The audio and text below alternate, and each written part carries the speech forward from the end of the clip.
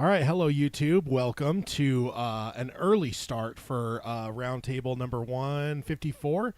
I can't keep these damn numbers straight. It doesn't help that I also went through and scheduled out the shows through the rest of the year. I saw that. So there's like numbers in my head now that are months away because once I type them out for like the title of the episode, like sometimes that'll stick in my head. And I'm like, I don't know. The worst thing for me was like when I went to YouTube and I went to the live section. That's how I find the video. It's like, oh, here's the year-end bash. I was like, wait, what? Because it does the most recently scheduled one. So I'm assuming that you went from this episode on. Yeah. So it has the year-end bash at the top, and I had to scroll down to find this episode. So I was like, God damn YouTube. Yeah. Put the most recent one on top. Like, come on.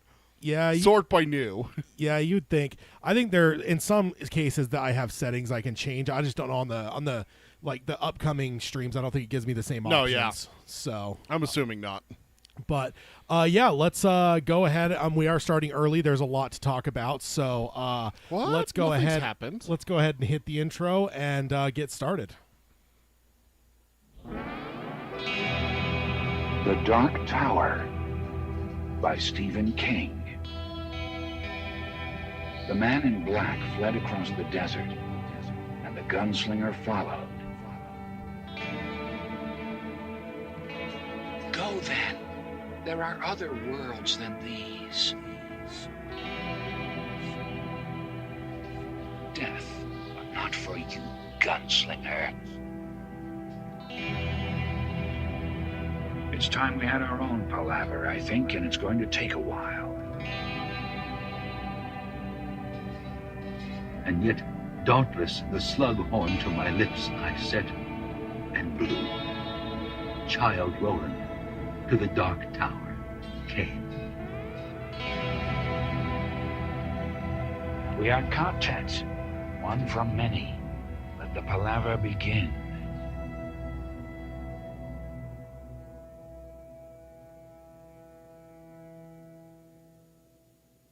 Hello and welcome to Dark Tower Palaver. This is our podcast covering Stephen King's magnum opus, the Dark Tower series, as well as the extended Stephen King universe. My name is Tad. Oi. And I'm Peter. We got an infestation in here. No, we don't. We got to eliminate the threat. No. They're the ones that keep infestations down, remember. Yeah, it depends on how you look at it. What, rats? Disease-carrying flea bags? I mean, people. That's the way spiders are. They keep all these other insects out of your house, but people hate spiders. People hate spiders. I don't. Yeah, I'm just saying there's some differences of interpretation. Uh-huh. And bumblers, they attack children on bridges. Stop it. Already we're getting on that. Attack children on bridges. Hello, Baraki and Agamorphy in the chat. Welcome. Thank you guys for joining us here. And then Baraki says, I get chills every time the opener when it's read, Child Roll into the Dark Tower came. Indeed, me too. I very happy with the intro for sure. So let's go ahead and dive into the intro stuff real quick. First of all, we want to give you a spoiler warning. This is a roundtable, so we're pretty much lucky that we haven't spoiled the series end already. But these episodes, we do cover everything throughout the series, so spoilers are going to happen. So if you've not finished the series, you may want to hold off on this episode and maybe stick to our book club episodes. In those episodes, we pretty much 99% of the episodes are where we're at or before. We don't jump ahead. We have a very, very small section at the very end that's spoiler open for spoilers, but that we make sure that you're given a warning both visually and audibly. If you're watching or listening, you'll know before we get into that, so you can listen to most of the episode and then shut it off right before the spoiler section. But in this episode, no safety. All bets are off. Yes, indeed. Then if you want to find us, you can find us on Apple Podcasting, Spotify, Amazon Music, Audible, or any podcasting service of your choice. If you want to subscribe, rate, and review us on any of those, we'd appreciate that. And then if you want to find us on the YouTube as well, whether you want to watch old videos or join us on the live streams like Baraki and Agamorphy are, and Peter, I guess, technically is in the live stream. I am. You can find us over here at youtube.com/Dark Tower Palaver. Then, of course, you are eliminated and killed if you don't say these things, which is on YouTube, which is like, subscribe, and ring the bell for notifications. Like, for instance, today, going live about 15 minutes early. You'll get a notification saying that we're going live. So, those are awesome things. Then the likes and all the subscriptions, that all helps, of course. Then if you want to find the show notes, you can do that at darktowerpalaver.com. Everything we're covering in today's episode, I'll have links to, so you can go read the full articles and all that kind of fun stuff, as well as there might be a teaser trailer that you may want to go watch as well. That'll be in the show notes as well. Then if you want to support the show, you can do that at patreon.com/darktowerpalaver. With that, there's a number of different levels. The highest level, you can join us and co-host a show. But on the lower levels, you get access to our Discord server, which is where you could chat with us 24/7. That's always a fun place. All kinds of shenanigans always afoot there. Yeah. And then as well as we do our monthly hangouts, we just did one yesterday where we went and reread the 2021 book later, and kind of did a little bit of a deep dive into that. That was a lot of fun. It was fun to revisit that. There was a number of things I had forgotten about that book. Yep. I really loved that book the first time, and I remembered that, and I remembered some slight things, but there were some pretty big plot points that I completely forgot about. And you said you had never reread it since then because it's just so short. So. Yeah. I tend to not reread that much. Like outside of The Stand in the Dark Tower, I guess the only other one I'd probably throw into my rotation that I reread a lot is probably The Shining, because I feel like that one just draws me in, where it's just like I'm feeling like something spooky. I feel like I probably read The Shining 6 or 7 times. I guess probably, I'm talking about just in the course of the time we've done the show. Of course, that was my first Stephen King book ever. If I counted all things told, probably 10 or so times I've read it overall. But I don't you reread 11/22/63 pretty regularly too? No. Oh. No, I've only gone through that one maybe 3 times. So Rocky says he rereads it, and that's the Stand for you. I reread that once a year almost. Yeah, although I am kind of thinking, I've generally been trying to keep a rule the last number of years of doing 2 new reads for every one reread to kind of force myself to continually check things off the list. I will admit, though, I'm starting to get kind of nervous. I'm at 72%. I'm just getting nervous because it's like King's not writing at the same speed he used to. So there is a part of me that kind of fears being at that spot where I've checked everything off. I know that's my eventual goal, but it slowed me down. And I'm actually also thinking 2025, I might take off all rules and just kind of almost make next year a big reread year. Because there's a number of books like The Dead Zone that I would love to reread and stuff. And there's a number of rereads, and I'm like, I just don't know if I want to. If I don't know if I want to put 2 new reads in front of every reread. I think next year I might just go through, dig up my library, go through and look, and just make a list of things and just reread a shitload of stuff in 2025. Well, you haven't reread Billy Summers. You didn't reread Dr. Sleep until we did a deep dive on it. Yeah. And everything. So there's a lot of stuff that you're neglecting. The Outsider. Yeah, there's a lot. I mean, that's even in just the stuff in the more modern. But then when you go back into, the Salem's Lot has been kind of nagging at me a little bit. I've been probably for about a year or so. I've been kind of like, man, it'd be kind of nice to go back and reread Salem's Lot, because I really loved that book. So it's a great book. So I think that might be what I've got coming down the pike. But what do you got? Did you do the emails and all that stuff, or did I cut you off before? You cut me off before. All right, go ahead and hit that. I hit a tangent on that one. Yeah, so. well, tangents happen. That's the show. T in DTP is that's tangents. Right. Dark Tangent Palaver. So email us if you want to contact the show. It's show@darktowerpalaver.com. And then check out our social media. It's at DarkTowerPod. That's at DarkTowerPod.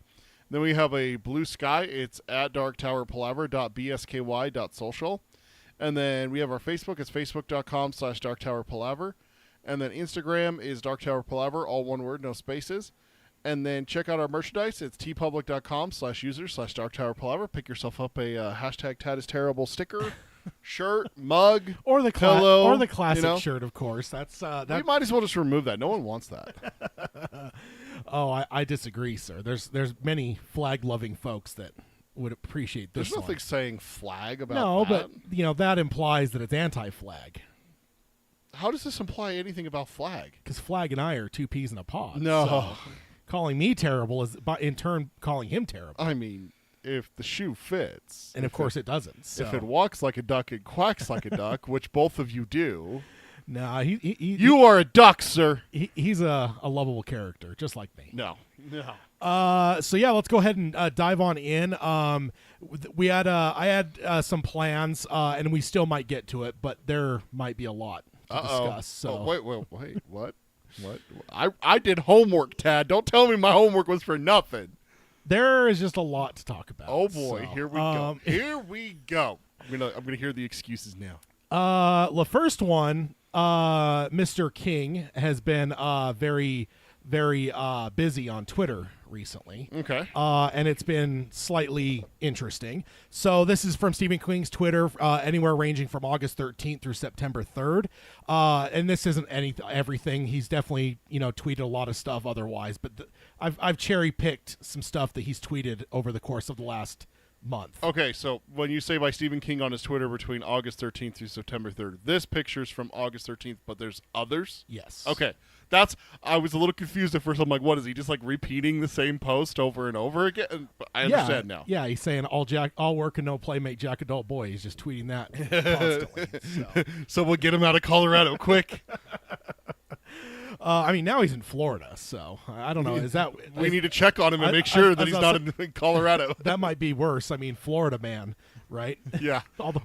Well, the recent shit that he's written down in Florida, let's not forget. Not to mention, Duma Key takes place in Florida. Rattlesnake, the sequel to Cujo, takes place in Florida. There's a lot of stuff going on in Florida right now. The one with the gator. The gator was in Florida. I forget the name of that. Was that Lori? Lori? Was yes, that the name of dog. It? Yeah. Yeah. Yeah. So, not to mention all the bath salts and dinosaurs walking around in Florida. Things that make you go, bah. And sinkholes. Florida has true. a lot of sinkholes. This so is true. That's a terrifying thing. And quicksand. Since age 8, I think I've been terrified of the idea that the earth could just open and swallow you. Things just fall in. And I was always told that doesn't happen. But I know of at least twice in the last 25 years I've seen news articles in Florida where literally that happened. There's been a sinkhole here in Utah. Not like that, though. There was one. Dude, it took houses down on the mountain over there. That's just coming down a mountain. That's called idiots that build shit on the side of a fucking mountain and wonder why things collapse. But there was one where the dude was literally in bed and the thing opened below in Florida, dropped, and they never found him. There was one in Maryland it happened at the bottom of a pool. And you just see people going down with the water. That's worse than a normal sinkhole because now you add in the drowning effect. Yeah. But either way, let's go ahead and dive in here. The first one was August 13th. An account with the display name of Roland Deschain posted an image of a gunslinger with the text of the tweet saying there are no endings, only new beginnings, and then King retweeted it. Ooh. So it was notable. Hat. Hat. Also looks like he's holding a rifle, so I don't know if this is really like the Dark Tower imaging. Hat. I also tried to use the Gemini stuff on my phone to trace this because to me that looks AI generated art. To me, I don't know, but I did try to search it to see if it was true art that someone had made and credit the person, but I couldn't find anything. So either way, he retweeted it. I found it interesting because I don't know, King's Twitter isn't very Dark Tower heavy. No. Not a lot of Dark Tower stuff on his Twitter. Not too long ago, we had that podcast he did where we kind of covered it, and he kind of sounded like the Dark Tower was kind of a closed thing where he's like, I was, kind of pulled to those books, and I'm really happy with where they're at, and I don't know, and I think we even talked where I speculated maybe this is ultimately, I think I was already suspecting that because we're now 12 years removed from the last Dark Tower book, and that's longer than any gap. That's almost double the gap that we've ever had between Dark Tower books. So it's that was already in my head, and then those things he said in that interview, I was like, I think whatever. So either way, when these things pop up, it's kind of interesting. So let's go ahead and pop on over to the next one. The second one, I lost my original screen grab, and then the tweet that King retweeted that got deleted, so I couldn't go and capture it again. So I had to pull it off a website which has it white. They don't use dark, and I hate that. So I just wanted to give an explanation as to why it's hideously white on the screen. White's terrible. It burns the eyes. So this is on August 14th, the Talking Scared podcast, which I think that was the podcast that he was on where he talked about that kind of stuff. He's been on that show twice now. They tweeted something mentioning the previous tweet and talking about, if he's retweeting it for a reason or if it's just to boost artists, which King does do. There's a lot of times that he'll, throw stuff out there to other artists and stuff. And then he retweeted that and said, Midworld is still there. The tower still stands. Nice. So that got everyone kind of, What's the bottom line say? I'm not sure because they deleted that tweet. So your camera's covering the bottom. That's where it ends. You should be when you retweet something, it kind of compresses it, and you have to click into it to see the full tweet. Yeah. And you can't because they deleted the tweet. So like I couldn't go to Twitter and figure out what that tweet, and I lost my original screen grab. So I don't know what the full Talking Scared podcast tweet was. Sadly, it got deleted or made private. I'm not sure what they did to it. But currently, if you go to Twitter, you'll see this King tweet, but below it'll just say tweet unavailable for what he's retweeting. So, but yeah, that kind of got people wondering. For me, I'll admit I was a little bit, whatever. That's not saying much. Like, yeah, the tower is still there, and Midworld is still there, and the tower still stands. Like that's kind of we know that it didn't end. Yeah, we don't have a conclusion. That's Roland started over again. So yeah, but there was a bunch of people that started wondering, like, oh my God, is King hinting at something? I'm like, no. Like you could read this easily to being like, just it's true. Like at the end of the story, it's the beginning of the story, and the tower stands, Midworld's still there. Yeah. It just felt like kind of one of those things. And in my mind, I always thought where King's like, when people talk about films or television adaptations ruining a book, he's like, no, the book's over there on the shelf. Yep. It's still fine. Like that's kind of the vibe I got from it, where it's like the tower still stands, Midworld's still there, there on your bookshelf, right? Not type thing. So that's kind of how I read it. 5, which that's a wonderful place to live, don't you think? Yeah. Wouldn't you love to live on Crimson King Drive, sir? Sure. I mean, Randall Flag Drive would be much better. No. The Crimson King will work. Randall Flag Drive would have too many crows. Hopefully. You couldn't drive anywhere. And then the text on the post was Kama Kamala Priya Toy Gala Gandila, and then King retweeted it saying he lives, which the Crimson King? Again, it's true. Right, he's just an eyeball. Yeah, just eyeballs. Set of eyeballs. But, yeah, but yeah, again, kind of an interesting thing, especially on the foot. And all this again, it's all very compressed. This is less than a week between these tweets. So, and then Baraki in the chat mentions early hype for the upcoming movie, and I mean, I think you mean television show. But that was my first thought too. Is I'm like, okay, King hasn't really tweeted a lot about the Dark Tower in a long time, and suddenly we've got a batch here of what we're up to 3 tweets now in the course of a week, and I was like, is this a Flanagan thing where he's like hyping the train a little bit because Flanagan stuff is on the horizon, hopefully. But either way, still I was just like, all right, whatever. I mean, that's whatever. So but then a 4th tweet came on the 19th of August. Say thank you, say. And it was him tweeting the Michael Wayland image of Jake wielding the plates with Oi at his feet from the Dark Tower, which is book 7, of course. Which gotta love the art that was done for these books. Yeah. And he tweeted, or his text of the tweet was, Jake and Oi prepare to fight the Low Men, Dark Tower 7, painted by Michael Whelan. So, again, he does often credit, artists, especially artists he likes, I've seen him do it for narrators. I've seen him do it for the people that animate shit for his books or illustrate shit for his books. Like he tends to shout out these kind of people. Yeah. So either way, pretty cool to see Jake and Oi. Good. Especially since Oi's looking ready to defend his boy Jake. Yeah, gotta maybe he just needs to watch. He needs to watch him though. No. Stop it. Yeah, needs to be careful. Stop. Needs to be careful there. I wonder if there's any scarring on Jake's hands. We should zoom in. Enhance. Enhance. And then there was a little bit of a break. The 5th one came though on September 5th, and it was a link to an Etsy page with a Midworld Geographic magazine mock-up on the shirt with a bumbler on it, and the headline says, I don't know if you could read it there, but it says "Wild Pets: The Debate About Pet Billy Bumblers."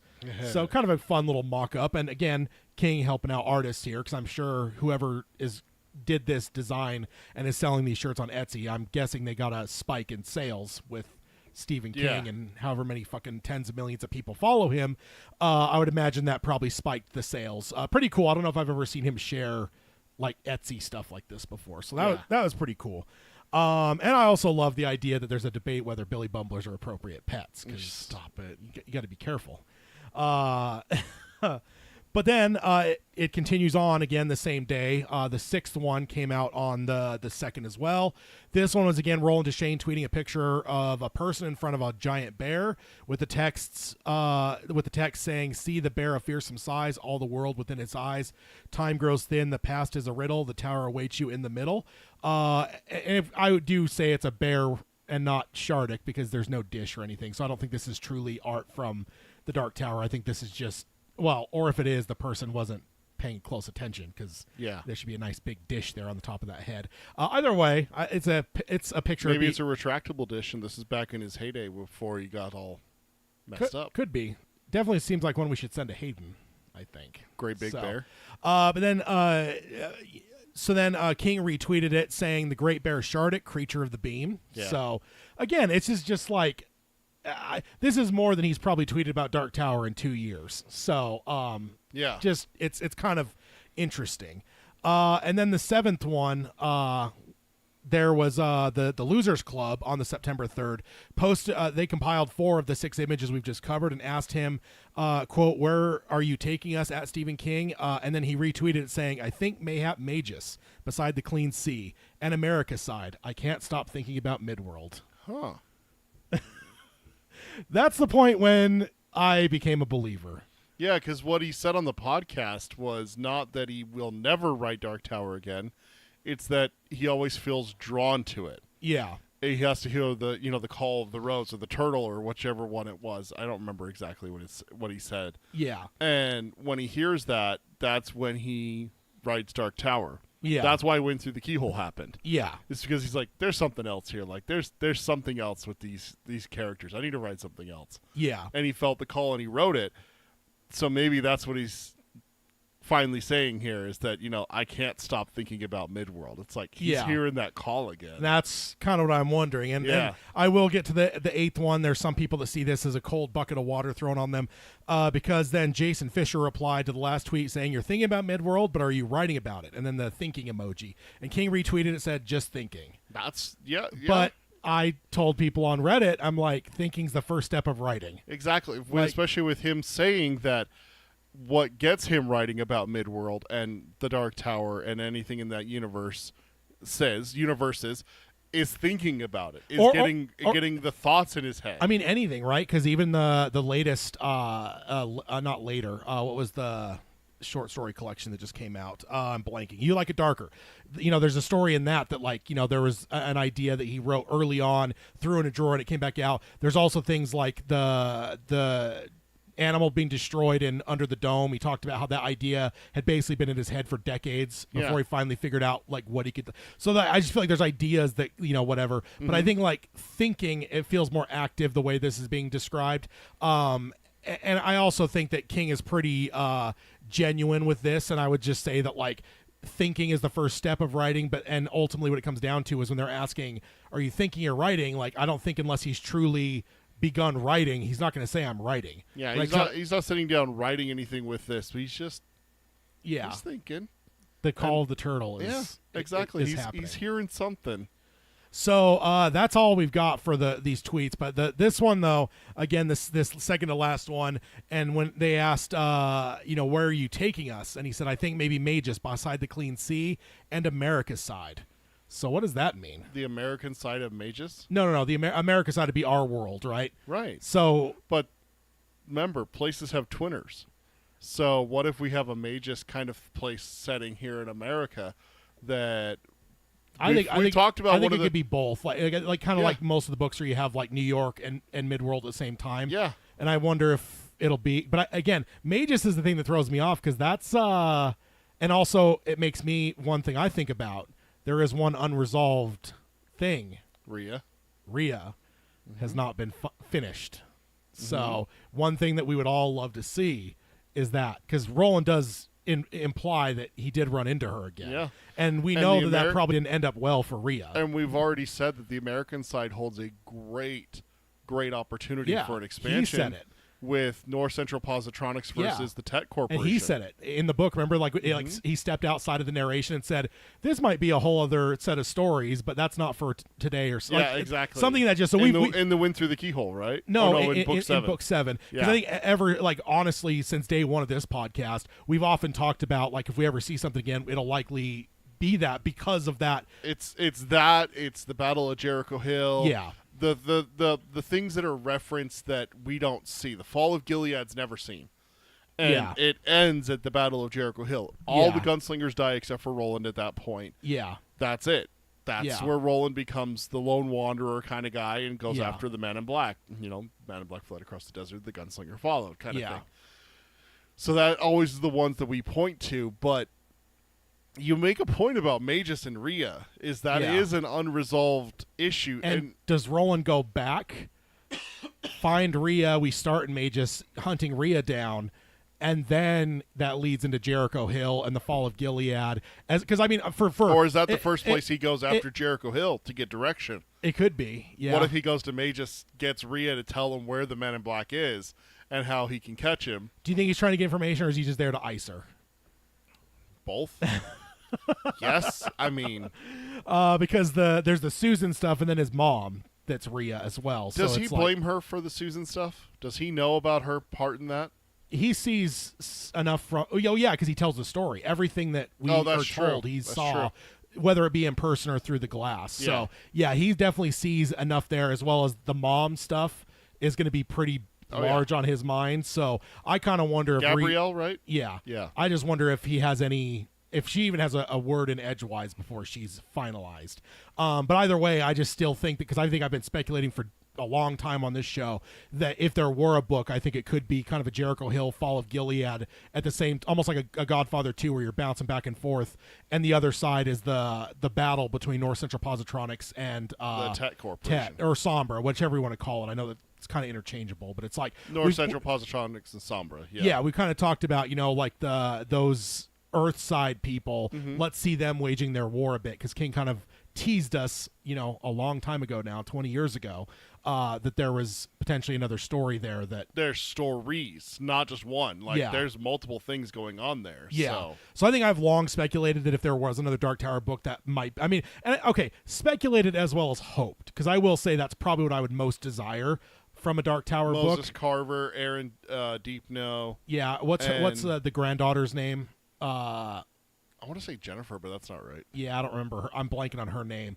But honestly, I don't even know that I've ever really even thrown Rhea into the mix in terms of my hopes. I mean, of course, I would love to see Rhea destroyed. But I think I've always just thought Jericho Hill, and then the Sombra and Tet Corporation back and forth. Marion Odetta Carver. Yeah, Marion. Just that whole group of people. It'd be kind of cool to see, what is that tic-tac back and forth battle look like between these two companies. So this is the one that I pretty much hyper fixated on, because the rest of them, I think and I'm kind of glad that we're doing the book club roundtable alternating, because I think if we were doing two, we would have covered a small chunk of these, but not all of them. So to get them all, hopefully, well, maybe it's not done. We don't know. And that's true. And I think I even wrote somewhere that's it for now that we've seen from King tweeting. And, there's more that we're going to be talking about with Life of Chuck that just happened. So even today I checked King's Twitter, and it was only in regards to Life of Chuck. So, which makes sense. It just had its premiere, right? Yeah, and we'll be talking about that for sure. So nothing at the time of the recording, King has not tweeted anything else, but that is a shitload of things for him to tweet about it, including this one that we're hyper fixating on.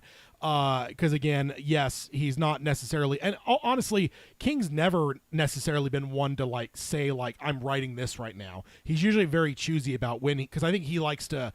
Because, I mean, we know even from the You Like It Darker, right? He wrote a story there that then got thrown in a drawer for 30 years. So and it's his grandnephew, someone found it and was like, yeah, dude, this is great. Publish this. Yeah. And I think the thing was, and we've heard there's other things that he started writing and then put away for a long time. So I think he's very choosy about when he tells people about the next book. And I think it's when he understands, this is now, I've got enough of this now to know that I'm going to be able to publish this soon, right? Yeah. He doesn't want to tease something that's then going to become a drawer book and might not come out for 20 years after he's passed away. He wants to be sure first before he puts anything out there into the world. Yeah, I think the only one that I would say is it flies in the face of that is Rattlesnake, because he talked about that 10, 15 years ago. Yeah. He mentioned that I think I've thought about maybe a sequel to Cujo, and it's just been and it even got to the point where a lot of us were just thinking this is never going to happen. I mean, he says things like that, but but he doesn't come out and say but he still didn't say I'm writing a sequel to Cujo. Yeah. He said I feel like there's more there, which he said with other stories too. Are we going to see these characters again? Oh, it's potential. We could always see. I mean, he said it with Holly before the Holly book was announced. Yeah.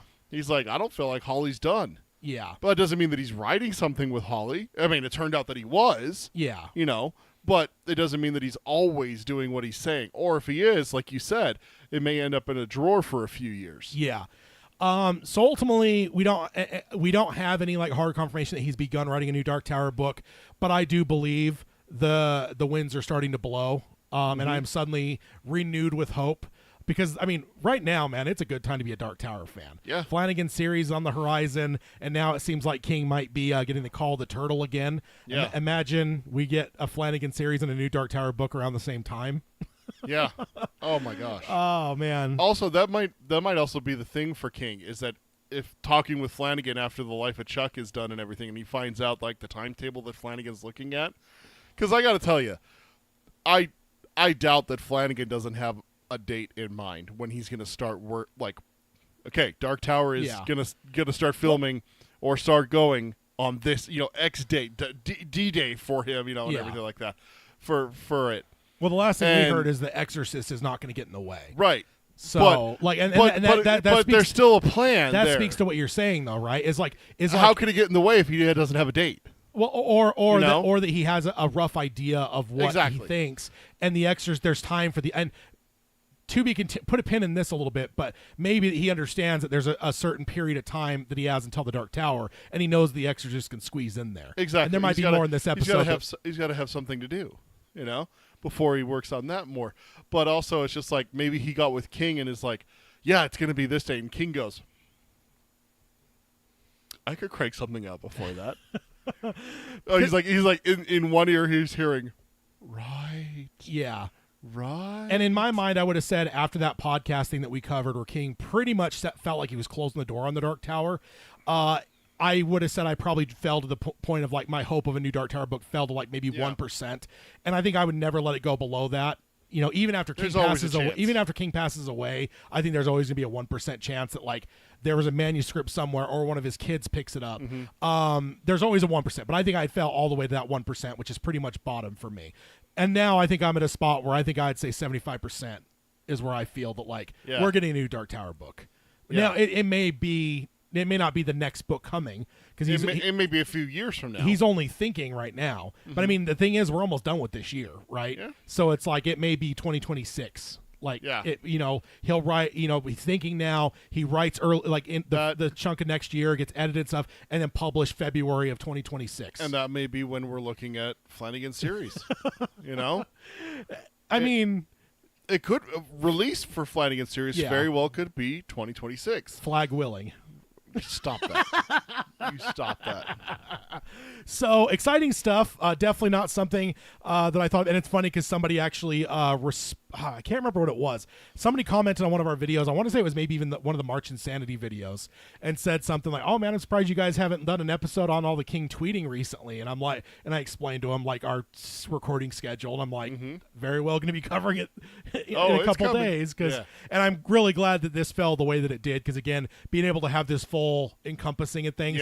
Because I don't even know, even if you retracted those last 3 tweets even, and it was just like retweeting some things and like tweeting images, things, I don't think I would have even thought to cover it. I may have mentioned it in like the, like the odds and ends or something, but it wouldn't have been enough to like truly hound it like this. But with those last couple tweets, especially this one that we've got on the screen right now, and thank you to the Losers Club for, asking the question, asking directly.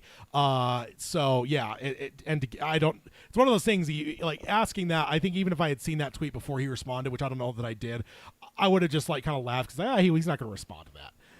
And then, but he actually did, and not only did he respond, but he wasn't as cryptic as one might suspect him to be. So, we'll have to see what happens, and we'll keep an eye on it for sure. But yeah, like I said, where are you feeling? I mean, I'm excited. I'm not exactly like convinced that he is writing something. For all I know, like Baraki says in the chat, early hype for the upcoming movie, meaning the series. Yeah, it very well just could be. And that was my original thought until these last couple, where it's like, oh my god, and he's talking about, and he can't stop thinking about it. That's the other thing where it's like, it's like the muse for an artist, right? There's like sometimes that like and we're going to talk about it later with Flanagan as well. Sometimes an artist really has a passion for something. Yeah. And sometimes it goes beyond that to the point where it's almost like the beating of the heart in the Poe story, right? Yeah. Where it's just it's overpowering, and sometimes when you can't stop thinking about it, there's almost a time when the idea ends up possessing the artist, where Yeah. it's like it's the monkey on their back. Well, and that's talking that's, like Eddie Dean language. and that's what Stephen King has basically kind of described the Dark Tower as, is that when he gets a bee in his bonnet for the Dark Tower, he goes hard. And it makes me wonder what sparked this.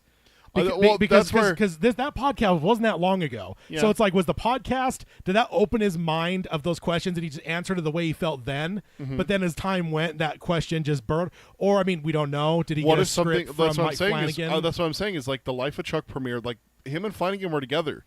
So what if they had dinner? Well, this is before that. This is before that. That's what Yeah. I'm saying. Well, this would have been His tweets were before Yeah, that. So maybe he's talked with Flanagan previously, or got scripts. or got something from Flanagan that's like, oh yeah, and here's the first episode, kind of thing. Yeah. And Roland read that. King read that, and maybe we should dissect this into the series and the book. Let's separate the two. Maybe that's why he's thinking about Magus. He's thinking about Flanagan's series, or what could have been with the Amazon thing, and he's thinking about the American side, and Midworld is what he's thinking about with his. There's a possibility that this is multiple things layered on top, not all his idea with this tweet right here that's on screen. Yeah. I think maybe Magus, beside the Clean Sea, and American side, I can't stop thinking about Midworld. Maybe there's something there that's not just him writing. Maybe there's something there with Flanagan as well. It could be, but yeah, very interesting though, because King, I think he's passionate about people when they're adapting his stuff to a point. Yeah. But he's also very disconnected, it seems, and we're going to talk about that later. Flanagan, we're going to have something where he talks about what it's like working with King, and he's like, he's kind of interested to a point, but then at another point he's like, this is your thing, not mine. So that's all I'm saying, is that it makes me wonder if this is a little bit more about King in his mind. Now I'm wondering, Flanagan could have sparked, because something sparked King. Something set something him is off. radically different from when he did that podcast interview to these tweets. Yeah. There is a switch flipped, and it's the Call of the Turtle that we saw in book 7, right? Where it's when he's hypnotized by Roland, he's like, it just comes to me. Yeah. Suddenly I start to hear the Song of the Turtle, and I know I have to write these books again. Yeah. It's like that. It's like an immediate thing, and it's like, did the song start again in the weeks that happened between that interview and these tweets? That's when Roland stopped by the house and hypnotized him. Baraki says if he does, he better hurry. He can't have that many years left. Yeah, that's always sad to think about, but yeah, he did. He was pretty rough on himself. Although Yeah. you got people like Mick Jagger and Keith Richards that are still kicking, that have lived very, very rough, and in some cases haven't stopped living rough. Yeah. So who knows? Hopefully King's got 20 more years. But yes, he's definitely no spring chicken. But then again, the way that King writes, I'm not too worried about it. It's not like he's George R.R. Martin that takes 25 years to write One book. the next book. So Yeah. King writes 3 books sometimes in a year. So That's true. so yeah, that's the one part of the big news. There's a lot of stuff going on right now. But Okay. the next thing we got, let's move on over to Flanagan's Corner. And the first thing we've got covering here is actually The Hollywood Reporter, and this is by Mike O'Connell from The Hollywood Reporter on September 5th, 2024, and the title is "You Can't Scare Mike Flanagan, Can You?" And this is just a thing they did with Flanagan, and there's a lot of stuff in here about Stephen King and some stuff about the Dark Tower. So it's an interview, question and answer type thing. The first one I'm going to cover here says your biggest successes have been in horror, and I guess this is actually to publicize Life of Chuck, which this movie is not. Did you feel you could only make it outside of the studio system? Because again, we all know, following it, that Flanagan did this Life of Chuck out. It's an independent thing. That's why he was able to shoot during the strikes and stuff, because it wasn't a studio thing, so the strikes wouldn't be against an independent person. So Right. we know that it's an independent thing. At the Toronto International Film Festival, it screened its premiere last night. The sole purpose of that would be then to see distributors like MGM or Warner Brothers, whoever, could see it and decide, hey, we want to distribute this for you and release it theatrically. That's the hope. So stay tuned. Next month, hopefully we'll have some news, because unfortunately the screening just happened last night. I'm guessing that it might take another week or so before we get an announcement, if there is an announcement, about Life of Chuck's eventual release. But Flanagan answers and says, yeah, the industry just functions that way. I think Stephen King deals with that, even though he's got Stand By Me, The Shawshank Redemption, The Green Mile to his credit. This wasn't a movie I thought people would see me as an obvious choice for, but I was so madly in love with the short story, trying to explain that a Mike Flanagan movie based on Stephen King book is not going to be remotely horrific. Let's just leave that to the distributors. Basically, and it's true. Like, I can imagine how hard this movie is going to be to do like press and publicity for. So then the next question I'm covering, I am jumping around here. Years often go by before a platform reaps content from an overall. What's the lead time for your first Amazon project? And this is an interesting question, and his answer is interesting because we don't really know what it is. Because again, he's under the overall deal with Amazon now. We have talked about the Dark Tower is carved out from that, so theoretically he could do the Dark Tower for anyone. Probably, and I've still speculated Amazon's going to be the one that picks it up, but either way. He says, our first project is a series that I'm running as my own show. Hopefully we announce it soon. I'm still learning Amazon, which does everything different than Netflix. It feels very deliberate, and a lot of the projects are supported in a way that I think our shows would benefit from. It's a spooky show. Spooky is definitely the priority, and what I think they want us to what they wanted us to come over for. So speaking of what that might be, I'm not convinced this is Dark Tower. It says spooky. Yeah, spooky, and then just like, and when he says, what did he say? A series, that I'm running as my own show. A series I'm running as my own show. That feels a little bit more like a showrunner, but like Dark Tower feels like he would word that differently. Like, it's more like, this is my he's the main thing, right? So I do think this might be something a little bit more Hill Isn't that Housey. the main person though? Is the showrunner? Yeah, but there's just the way that is like worded. There's just, director for movies and there's showrunner for shows. Yeah, that's like the person that steers the ship, right, for sure. But the showrunner may not be there writing every episode. They may not direct any episodes. They might just be the captain of the ship at the top. Movie side, it's kind of like a producer. The producer is the ultimate guy that steers everything. He hires the writers. He hires the directors. He hires the editors. He's the main guy that controls a lot of things. But the director's the one down there shoveling coal into the furnace to get the ship to go. Yes. And I think the showrunner's kind of that, where it's like, sometimes a showrunner just employs, and some showrunners are different. Some showrunners actually are in the writer's room. And I think that's what Flanagan's going to do for Dark Tower. I mean, we already have heard him say he's not even hired to do it by anyone, but he's already been writing episodes. Yeah. So it's like, there's guys that do that. And there's showrunners that also jump in and direct and stuff. Showrunners could be a varying degree of things. This just feels a little bit higher, where it's like not as gritty or not as granular as I believe Flanagan's going to be for Dark Tower. So I think this might be something different. Might be our next Flanagan horror series, which would be like Midnight Mass, Haunting of Hill House, Bly Manor. Which I say hook that to my veins, because that sounds amazing.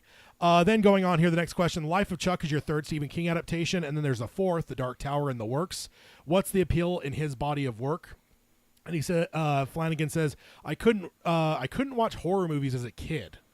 Now that's an interesting thing. So he's mean for him to say. He says they scared me too much. Oh, which, how does that happen? Scaredy Cat Kid becomes one of the masters of horror of a generation. I mean, if you can't beat them, join them. Yeah, isn't that the phrase? You know? Yeah, maybe. And he says, to try to hang out with my peers, I thought I could read scary books to get braver. Stephen King was one of the first authors that I encountered, and I learned the hard way that it's much scarier on the page. And yes, the clowns and monsters are terrifying, but it only works because of the incredible humanistic care for the characters. Yeah, he's always been my hero as a writer. So couldn't have said that better myself when it comes to describing King. And yeah, if you're a child listening to this right now and you're a scaredy cat when it comes to movies, don't read Stephen King books to try to get braver because you are going to dive into the deeper end to avoid the shallow end. That's jumping into the not the deep end. That's jumping into the Pacific Ocean with an anchor tied around your ankles. Yeah, it's like, well, I don't want to dive into this 3-foot swimming pool right now, so let me go dive into the Pacific first real quick. Yeah, with an anchor. Shark-infested waters. Next question. It's odd to hear someone so synonymous with horror say that he was too scared to watch the genre growing up. When did it change? He says when It came out on ABC. All my friends had a slumber party to watch it, and I pretended to be sick so I could go home. My God, I was traumatized, but I found that if I could will myself to make it through a scary scene without covering my eyes, I was getting braver in controlled increments. That exercise afforded me something I could carry into my life. When I was scared of public speaking or talking to girls, by college I had become a bit difficult to scare. By the time I wanted to make horror movies, it all started to look like the ones and zeros in the Matrix. I'm so ensconced in the mechanics of the genre. It's rare that a movie affects me nowadays, which yes, that's how I always tell it too. There comes a point when you start to see the Matrix. That's the phrasing I've used because it's just, you just kind of know the way the genre works at a certain point. And a jump scare might get you, but I don't know. And then the next question: King is a tricky client. He's famously been displeased with adaptations of his work, but he seems to like yours. Talk to me about your rapport. He says we brought Dr. Sleep to screen in Maine, and I sat next to him in his hometown theater in Bangor. I didn't look at the screen at all. I just kept trying to subtly gauge any reaction. If he nodded, I thought, great, it's working. If he sighed or shifted, it was like, oh, he hates it. And it was a long movie, 2.5 hours. He leaned over after it was over and said, you did a great job, and I just about died. Then he drove me to his house. We ate pizza and chatted in his library. He is the nicest. That's so cool. That is pretty damn cool. And then they ask what are his notes like? And he says, when we were doing Life of Chuck, we talked a lot before the production. He had an enormous amount of approvals on things like casting and other details. But when the movie goes, he stays very far away. He says the movie is yours and the books are mine.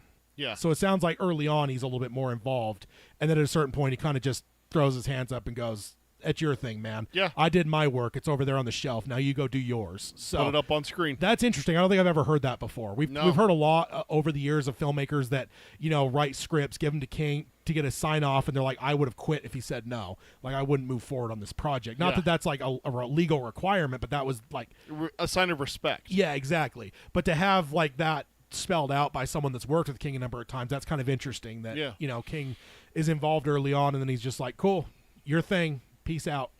Show me a copy when it's done." Yeah, come show me in the theater. Yeah.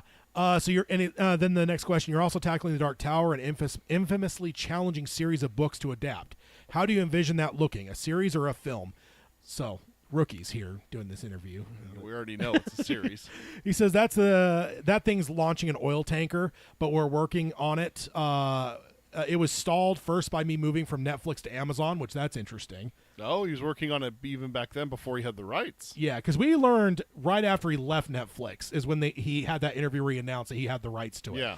But in the course of this episode, I don't think it's all here, but there almost something later where we actually find out when he actually got the rights to it. Yeah, because I don't think he actually says in that interview, he's like, yeah, I acquired the rights. But he didn't say, I acquired the rights yesterday. Yeah. I just kind of assumed that's what it was recent. Yeah. Otherwise, he would have said, right? Yeah. No, he doesn't have to. But stalled from his moving from Netflix to Amazon was the first stall, and then the strikes was the second stall. So it's like that kind of shocked me first as I was doing the prep here, because I'm like, wait a minute, the Netflix thing stalled. So you were developing this for Netflix? So you had this a lot longer than it seems. And he says it's progressing, and we're further along than we've ever been on it. I do see a feature component to some other stories, but the main storyline is going to be an ongoing series, which that's not news to us. Yeah. And then they start talking about like the whole Netflix thing, and they said, do you like data, or would you just prefer to focus on the work? Talking about the idea of like Netflix has all these like data points of like, how many people turned the show on, if they turned it off, what point did they turn it off, and like there's all kinds of like analytics and shit, because they can obviously read everything. They know every aspect of it. And he says, I want a thumbs up or a thumbs down. I don't want to get granular, because one thing I've come to believe after some heartbreak is that time is the only thing that truly matters. I sat in an empty and this is heartbreaking. I sat in an empty theater on opening night of Doctor Sleep, a 7:30 show at the ArcLight, pretty famous LA theater, and knew that we were screwed. Oh. So that sucks. Yeah. That the film going community failed Mike Flanagan, because that movie fucking rocks. It's a great movie.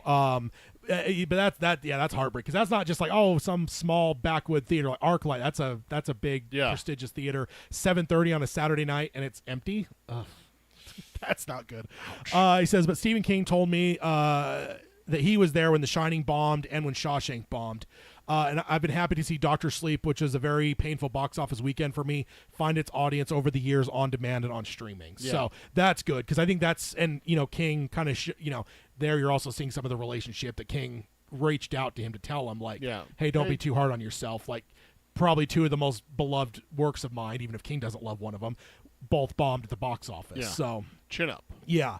And then the last part of this article, what's the one that got away? And he says, I wrote a script for Stephen King's Revival, one of my favorite things that I've ever written, but it fell apart. That's gone now because I have The Dark Tower. Stephen doesn't like you to Stephen doesn't like to have you sitting on more than one thing at a time. It means something's not getting made. So I think we've kind of had an allusion to that before, that King can be picky about, he's not going to give a guy 3 rights, right? Yeah. Like, that's just not going to happen. So that's pretty cool, though. There's some stuff in there that's kind of interesting, for sure. But next up, we've got an old friend of the show here. Let me get it pulled up. And it is Anthony Bresnikan doing an article on the life of Chuck for Variety on September 3rd, 2024. The headline is The Life of Chuck, the feel-good Stephen King apocalypse movie. And also on the screen, there's a number of pictures from this Vanity Fair article, and I do have it to where it'll just kind of cycle through the pictures, and you'll kind of see a number of different things on there. So Bresnikan starts by pointing out that King is a repeat offender for world-ending stories, but with the 2020 story, The Life of Chuck, it uses the doomsday to spark an unlikely sentiment, wistfulness, gratitude, and even joy. He says the idea of an apocalyptic version of It's a Wonderful Life is what made Flanagan call dibs on this story back in 2020. Flanagan got an advance copy of If It Bleeds, and he chose to pursue it as an indie film as he felt it might be too offbeat for the risk-averse studios to greenlight. He worked through the strikes with a dispensation from the striking unions, and now he's ready to debut it at the Toronto International Film Festival for potential distributors. So 2020, that is tells you how far back it goes, but we get a little bit more granular on it. Flanagan says that among the skeptics about making this film was King himself. Quote, his initial response to me were a little like, oh, okay, yeah, if you think it's a movie, he says. He did say several times that he thought it would be a challenge to get it supported through the traditional means. So it sounds like King was kind of like, I don't know if you can get this made, man. This is kind of, I don't know if this is a movie, which is kind of interesting that King kind of has that. He doesn't just sign it and go, sure, pay me, take whatever stories you want. He'll give filmmakers a little bit of a heads up where it's like, because he knows Hollywood, right? He's been working with Hollywood for 50 years now. So that's kind of interesting to know. Then it goes on and says, King has now seen the finished film and no longer has any doubts, and described it to Vanity Fair as, quote, a happiness machine. All right. Does that sound like a doomsday apocalyptic movie? Nope. Then we go on here and we have a quote from Tom Hiddleston, the star of the movie. Quote, well, he's written something very tender and very wise, Hiddleston said. I think there is a great wisdom in the soul of that story, which is that it takes courage to hold on to what is good in the world that feels like it's falling apart. So that's pretty cool. Flanagan hopes others will see it that way, but says, quote, I've heard it said that every generation feels like the world is ending at some point, but I still feel like it's different for us, the 46-year-old filmmaker says with a mordant laugh. Institutions we took for granted as propping up our society are falling left and right. Our politics have degraded spectacularly. The sense that it's breaking down and the world is moving on has been increasingly palpable, which... world's moving on. He's just sliding that in there. I like that, Flanagan. When I talk to my parents or members of older generations who have been through their own turbulent times, the thing that strikes me is that they're like, oh yeah, this is really bad. So it sounds like that's kind of the headspace that, he's been in, probably since COVID at least. Then another quote here, and this is from Flanagan. There's no sense of terror in the way that King drew it, Flanagan says. Even as the world feels as though it's ending, people become introspective. They reach into their past for love. For loves that they have left their lives for one reason or another. Strangers engage in open and fearless communication. And then it goes on, but it's not entirely bad, which is the underlying message of the film as it plays out. Quote, there's no sense of terror in the way that King drew... that's the same quote. Never mind. I guess I accidentally copied that one twice. A disaster movie has people meeting the end while running from tidal waves. And this story has people sitting quietly, holding hands, and looking at the stars, Flanagan says. So that's kind of an interesting... take. I'm really excited for this movie. Yeah. The key to it all is Chuck, who doesn't show up until the second segment of a 3-act story that plays out in reverse. That's interesting as well. Yeah. I mean, I guess he's gonna show up because we know that like it's kid, you know, and then it like goes backwards or in time. So I guess the kid is the last portion of it because it's in reverse. So never mind. Yeah, maybe he doesn't show up in the first part. That's kind of interesting. The beginning is the end as the world is circling the drain. Caught in this ending is Chiwetel Ejiofor, he's from 12 Years a Slave. I believe he was also in a Marvel movie, but I don't remember which one or what part he played. Let me. I think he was in Black Panther. Maybe. Sorry, I get confused on some people sometimes. Some of these newer actors I haven't like fully solidified in my head. What's his name? Oh no, he was in Doctor Strange. He was Baron Mordo. He's Doctor Mordo. Strange. Okay. See, I knew I was confusing him. I was picturing the wrong face in my head. I was picturing the bad guy from the first not the bad guy, but the one that betrays him. I was picturing him, the one that has the rhino guys. The husband of the guard. Yeah, I was thinking him for some reason. Wrong face came to mind. So he's a school teacher trying to apply logic to the planet's troubles. Karen, and this is kind of interesting because this is filling out some of these names that we've had and where they fit in this. So Karen Gillian from Guardians of the Galaxy is his ex, a hospital worker determined to save everyone she can. Matthew Lillard, legend from Scream, of course. And Scooby-Doo. Is a construction worker neighbor who finds Zen amid the chaos. And Carl Lumbly, which played Dick Halloran in the Dr. Sleep movies, plays a funeral director who has dedicated his life to easing people through death. So that feels a little bit Flanagan familiar because we had that with I forget which kid it was. It was the oldest daughter. I'm blanking on her name from Haunting a Hill House. She's the mortician. Oh yeah. And she helps like that kid with the grandma and stuff. So the end is the beginning with young Chuck played by Benjamin Pajic, which we actually have a picture of that's cycling through. At one point you see Flanagan with a young kid. That's young Chuck, who is being raised by his grandparents, Mia Sarah, who we all know as Sloane from Ferris Bueller's Day Off, Ferris's girlfriend, and Mark Hamill. So there's Mark. Mark's the grandpa. In grade school, he discovers important things about himself with guidance from a dance instructor played by Samantha Sloan, which is our Mrs. Carmody from Midnight Mass. Yeah. Our Carmody-esque character. Yeah. A kind-hearted English teacher played by Kate Siegel. Of course, she's going to be there. Of course. Who gives the boy and the audience some important information that serves as a code breaker for the story's cosmic puzzles. And in the middle of the film is a dance number, and that is when Hiddleston steps in. All right. So the question arises, why is the song and dance sequence so important? And the answer is for the film to reveal, but it matters a lot. Quote, the life of every human being is a constellation as expressed in this film, Hiddleston says. There are certain moments which will burn most brightly as individual stars. Sometimes it feels like the world is going to hell in a handcart and it's full of pain and suffering, and it is, but there are moments of deep joy and deep connection. So, cool quote from Hiddleston there. Yeah. Hiddleston shows the audience this single moment in the life of a buttoned-up fellow who somehow controls the destiny of the world. It's not necessarily the most important day of his life, but it's the most memorable. But it's a memorable one that involves a street drummer played by Taylor Gordon, a lovely stranger played by Annalisa Basso, and a fateful decision to cast aside caution and cut a rug. Quote: It's a reminder to do whatever it is that expresses whatever gives you that feeling of being alive. Hiddleston says. Whether it's music or dance or math or writing or creativity, do it now. Those moments are what you'll remember. Hiddleston rattles off a list of influences. Quote, I have learned I had to learn in 6 weeks a full regiment of dance training. We did jazz, swing, salsa, cha-cha, the Charleston, bossa nova, polka, Quick Step, Samba. We were trying to tip our hat to anything that might have influenced Chuck. It might have been a bit of Gene Kelly or Fred and Ginger. Certainly moonwalking. Stephen King is very specific about moonwalking. Oh, yeah? I need to reread The Life of Chuck. I don't know that I remember the dancing at all. But the more this played out, the more I was like, I actually kind of think I do remember a dance scene. And when he said that King was clear about the moonwalk, I'm like, there's a vague memory there. I just need to reread this. I got nothing for Life of Chuck. I couldn't tell you anything about it. I remember loving it once I realized what it was doing, because it plays in reverse too. Yeah. So Hiddleston literally danced holes in his shoes. Quote, I burned holes in my shoes, Hiddleston said. I was dancing on the asphalt in Alabama, and by the time we finished, you could see my socks through the soles. Jeez.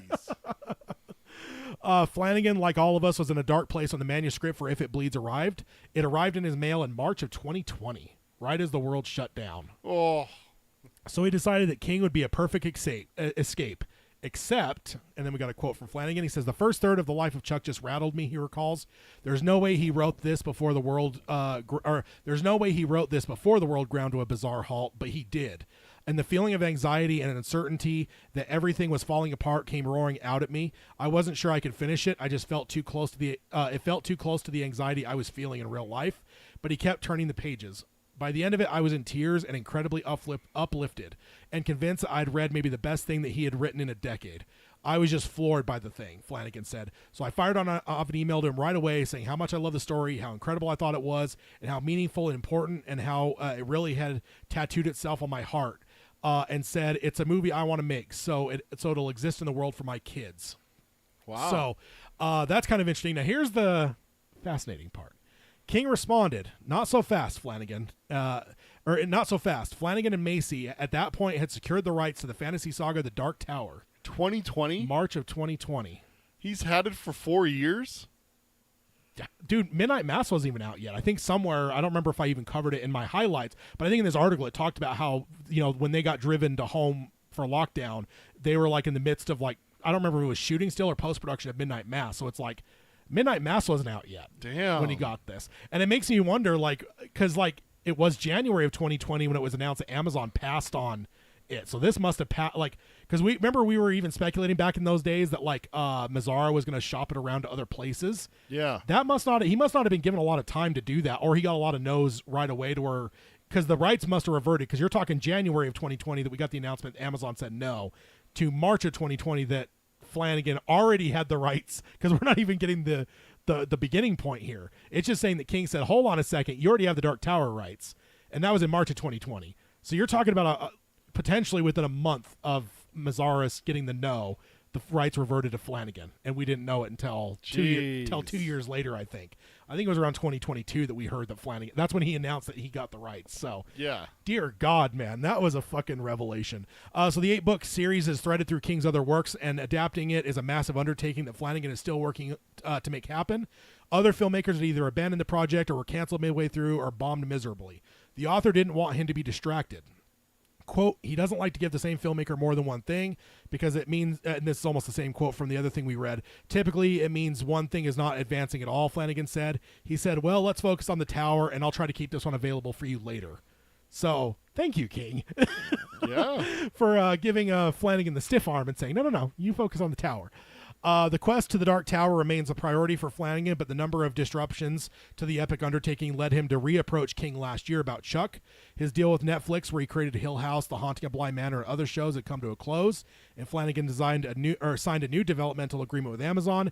That meant starting over for the Dark Tower. Meanwhile, the threat of the double-barreled strike by the writers and the actors was on the horizon, stalling nearly every major new project.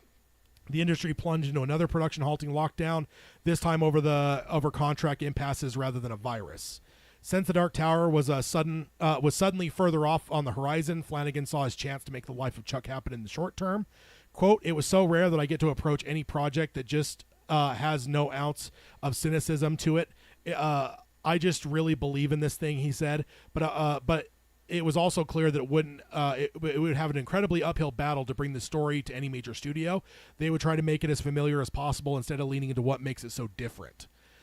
King gave Flanagan his blessing to proceed. Quote, I was off like a shot, the filmmaker said. I think I turned in a draft to him before he even got around to sending me the formal agreement.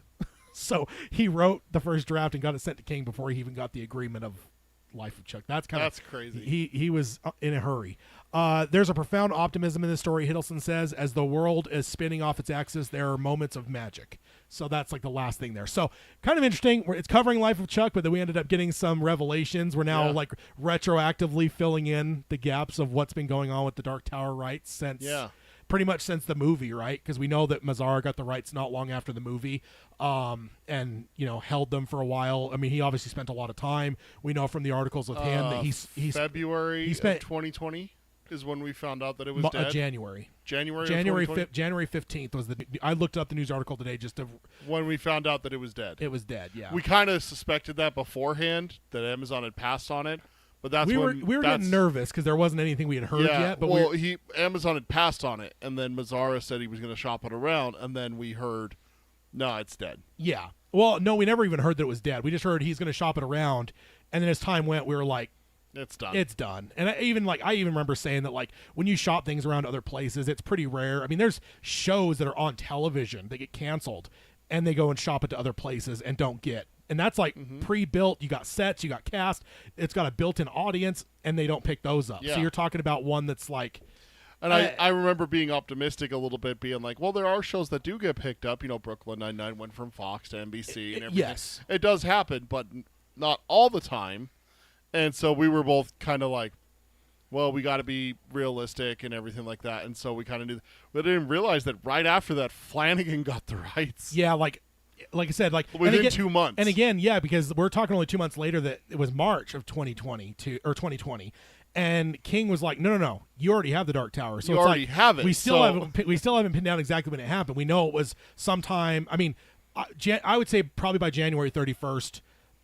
I highly doubt he spent more than 2 weeks shopping because I mean, there's only a set number of networks and streamers, and most of them are in LA. That's probably don't drag your feet trying to make money. That's probably a couple weeks of meetings where it's like 2 or 3 meetings a week with every fucking person and going and giving your pitch, showing the scripts, and they tell you yes or no. Like that. So even by January 31st, about the time where I'm like, and that's just me speculating, but that means that potentially February 1st, the rights reverted. And give it a full 4 weeks just to be safe, just to be sure and everything like that. Yeah, but still, that means that Flanagan had it mid-February. Yeah, but also, again, props to King. We're saying, no, you got the Dark Tower. Focus on that. Yeah. Thank you, King. Yeah, absolutely. Thank you, King. Unfortunately, the writers and actors strike in COVID had different ideas. And goddamn Crimson King always getting in our way. And honestly, the way that he's talking about Life of Chuck here is kind of what I'm thinking about The Exorcist.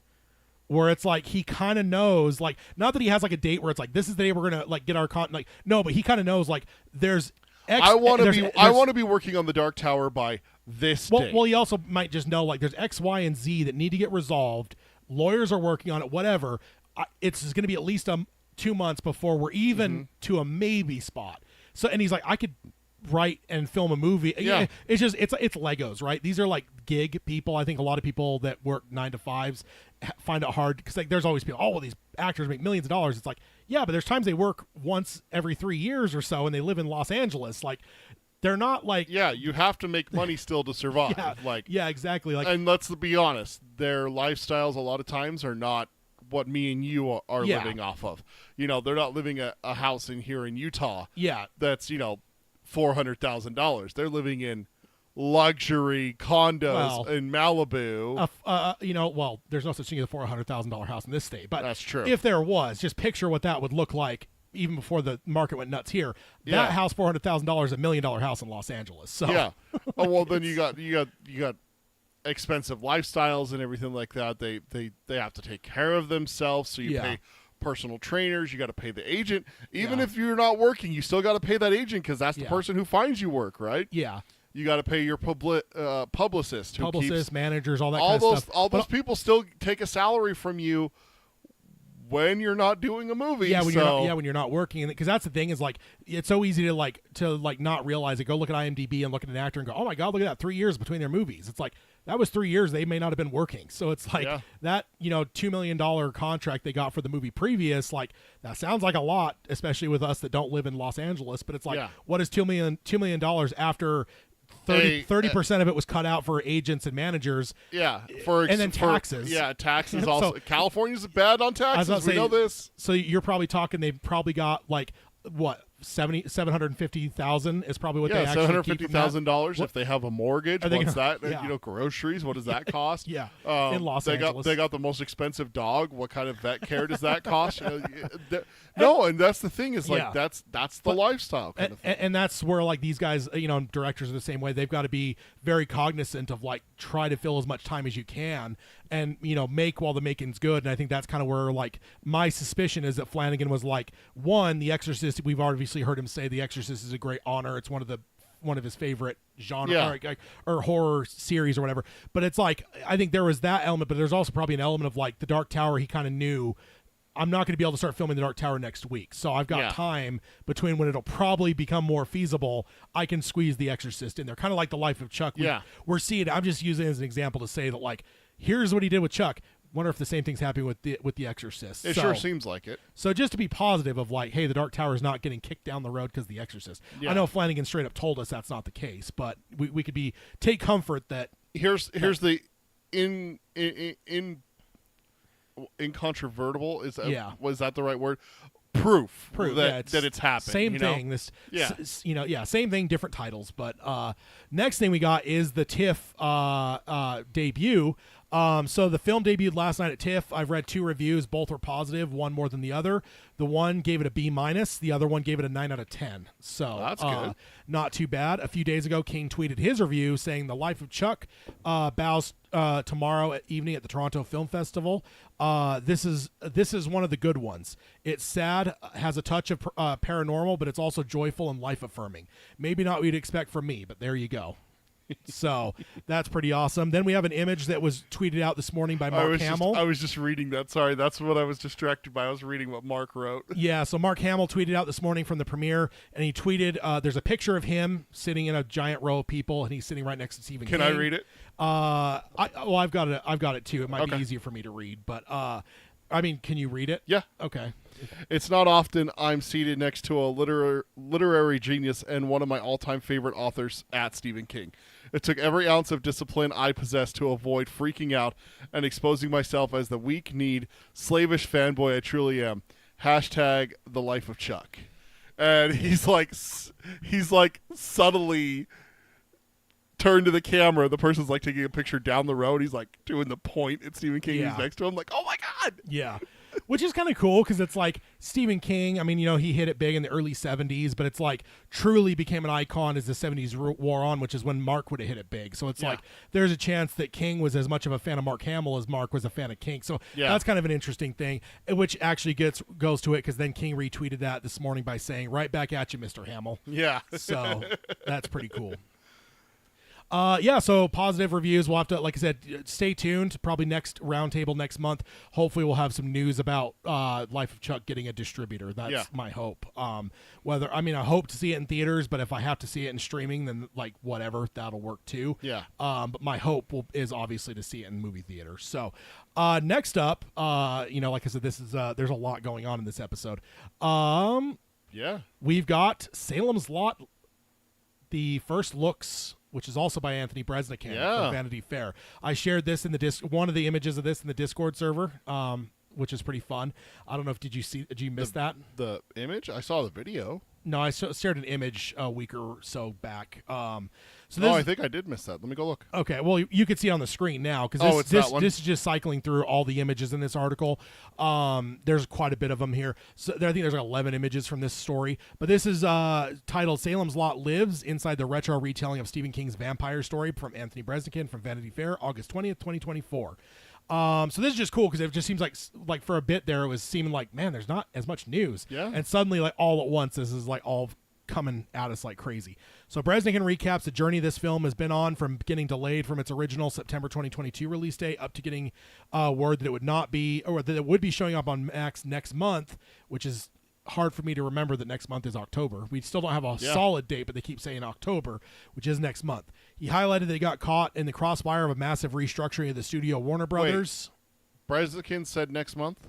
No, I'm saying next month. Oh, okay. I was gonna say this came out in August, so is it Yeah. coming out in September? Or No, okay, he gotcha. says October. I'm saying I'm just pointing out like that's next month. Like, Yeah. it doesn't feel like September to me. No. Like, not at all. I mean, Not it is- yet. It is starting to cool off a little bit. Like A little bit. the edge of the heat's off, which is nice, but it still just doesn't feel like September to me. Yeah. So it was a large restructuring of the studio at Warner Brothers, and how there was also a fear that would get Batgirled, and that fear has been ever present in the minds of us fans.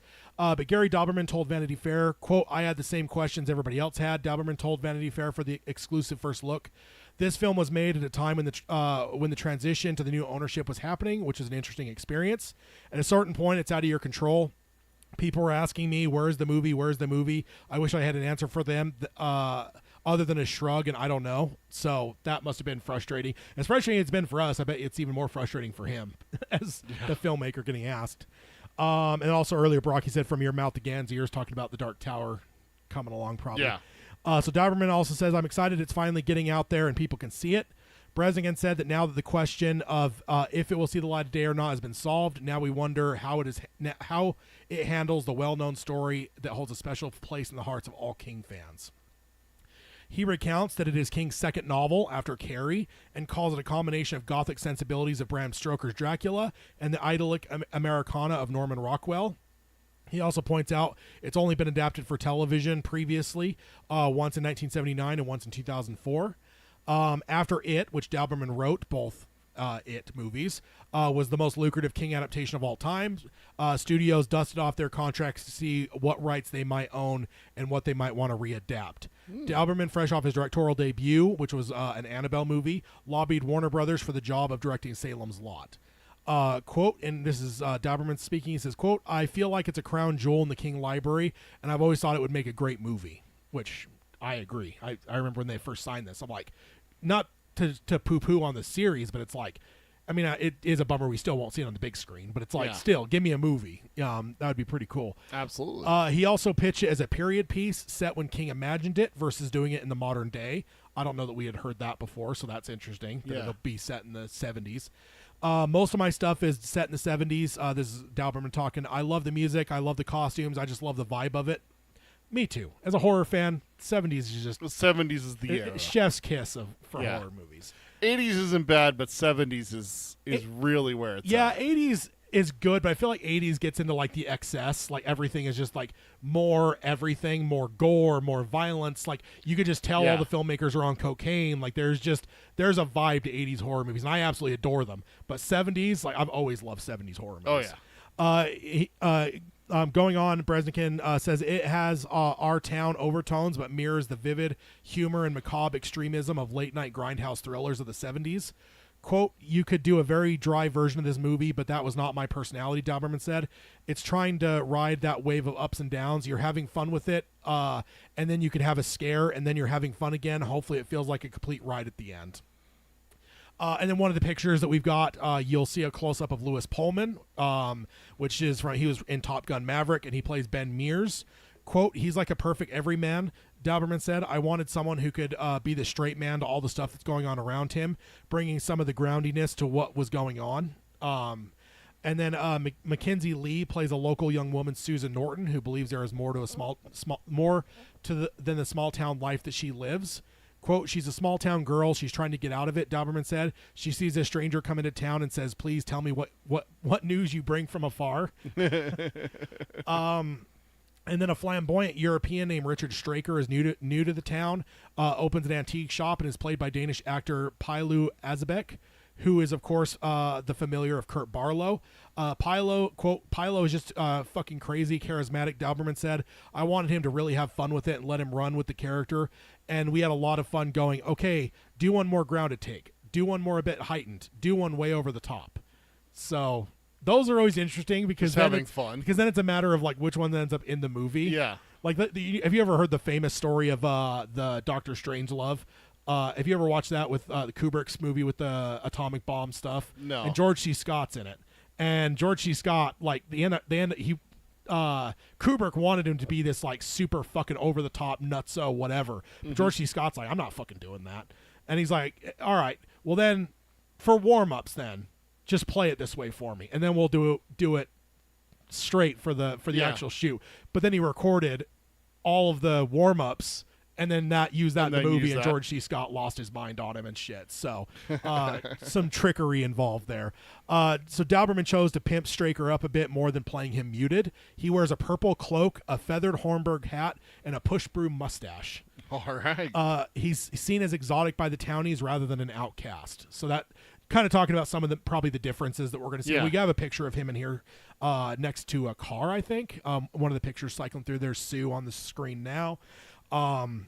Let's see. So then, quote, I was kind of wrestling with what is Straker, with this Straker was, with what this Straker is going to be. Is he going to be more like the book? Is he going to be more like James Mason from the 1979 series? Dauberman said.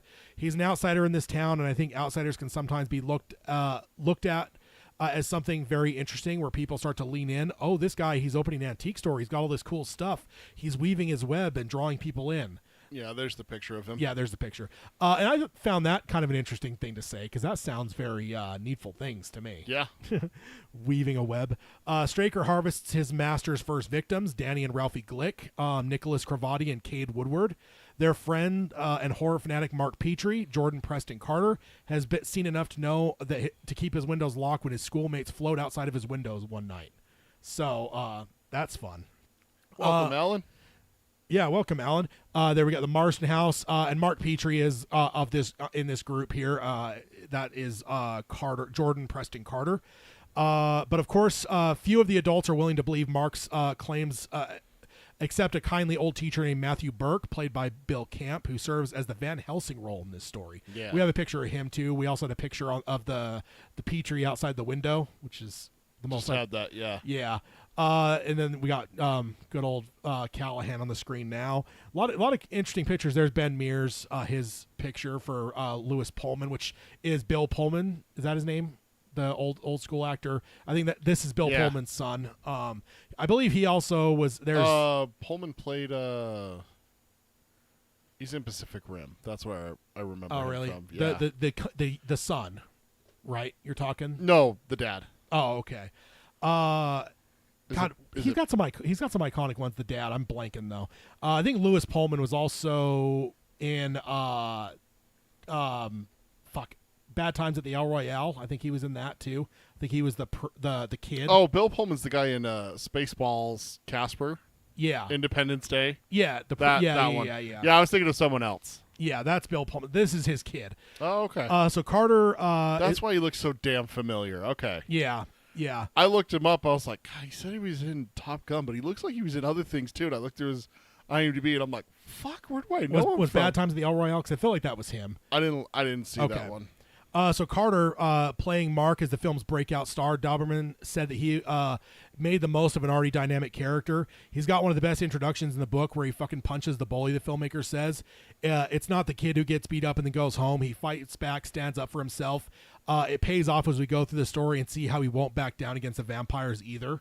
So Yeah. looking forward to seeing Mark. Lewis Pullman is in Bad Times. That's what I at thought. He's El the Royale. kid that, like, the front desk one is Yeah. kind of the big part of the movie. Because I remember that movie being like, the whole movie being like, who the fuck is he? He's so familiar. Yeah. Then I looked him up and I'm like, Lewis Pullman. I'm like, Pullman? And I went and looked and it's Yeah. like, lo and behold, it's like, that's what I'm doing. is I'm s- Parents, Bill Pullman. Yeah, and it's like I'm seeing his dad through him type thing. That's what I was doing. It's like that picture, Yeah. especially that picture you have of him in the slideshow where he's in his car. Yeah. Like, God, he looks familiar. Yeah, and he wasn't one of the, because I think he was like the nerdy guy in Top Gun Maverick. Like the kind of, they played him super nerdy, and he was like the mathematician, like did like the equations and shit, like not like the hot shot pilot or anything. Yeah. So the mother of the Glick boys die to a wasting illness and surprises everyone when she vanishes from the morgue. That convinces local medical practitioner Dr. Cody, which is played by Alfre Woodard, and I will always know her from Star Trek First Contact. She is the Zephyr Cochrane's partner that ends up with Picard going up to the Enterprise. She's the one you see. There's an image of her at the morgue with the empty plate, and then you see her. She's with the group in front of the house too. Rounding out the group who rises up against the vampires is the priest Father Callahan, played by John Benjamin Hickey, who could be a powerful ally if only he had more conviction. quote, in a horror movie, you're going to go to the priest to help you, and the priest they go to is a reluctant hero. Dauberman said he wears the collar, but he's just broken. In the book, he's an alcoholic. He's a man of faith that doesn't have any faith. So, All right. that's one that we're very familiar with. And there's Bill Camp, and which I love that actor too. Dauberman set to recreate the 80s paperback era, or the 80s era paperback of the book in one scene with the Glick boys wandering the woods. That's one of the silhouette image of the two kids. He basically tried to recreate the 80s paperback cover with that shot, which honestly I kind of noticed. I was like, that seems very familiar, but I don't know why. And when that said that, I'm like, okay, yeah, I've probably seen that cover a number of times. So one other change is the group of heroes launched their counterattack rather than going door to door like in the book. Dauberman set the sequence in the drive-in, with the vampires emerging from the darknesses of their car trunk as the sun sets behind the movie screen. Oh, that sounds fucking cool, dude. That does. And it's also more cinematic, right? Like, you're not gonna have to how many times can you watch characters go door to door before you're like, what the fuck are we watching? Yeah. But to have them all emerge, like, that sounds like a really cool scene. Quote, it's a crazy sugar high of a scene, Dauberman said. I thought, this is what this is. This is a drive-in movie.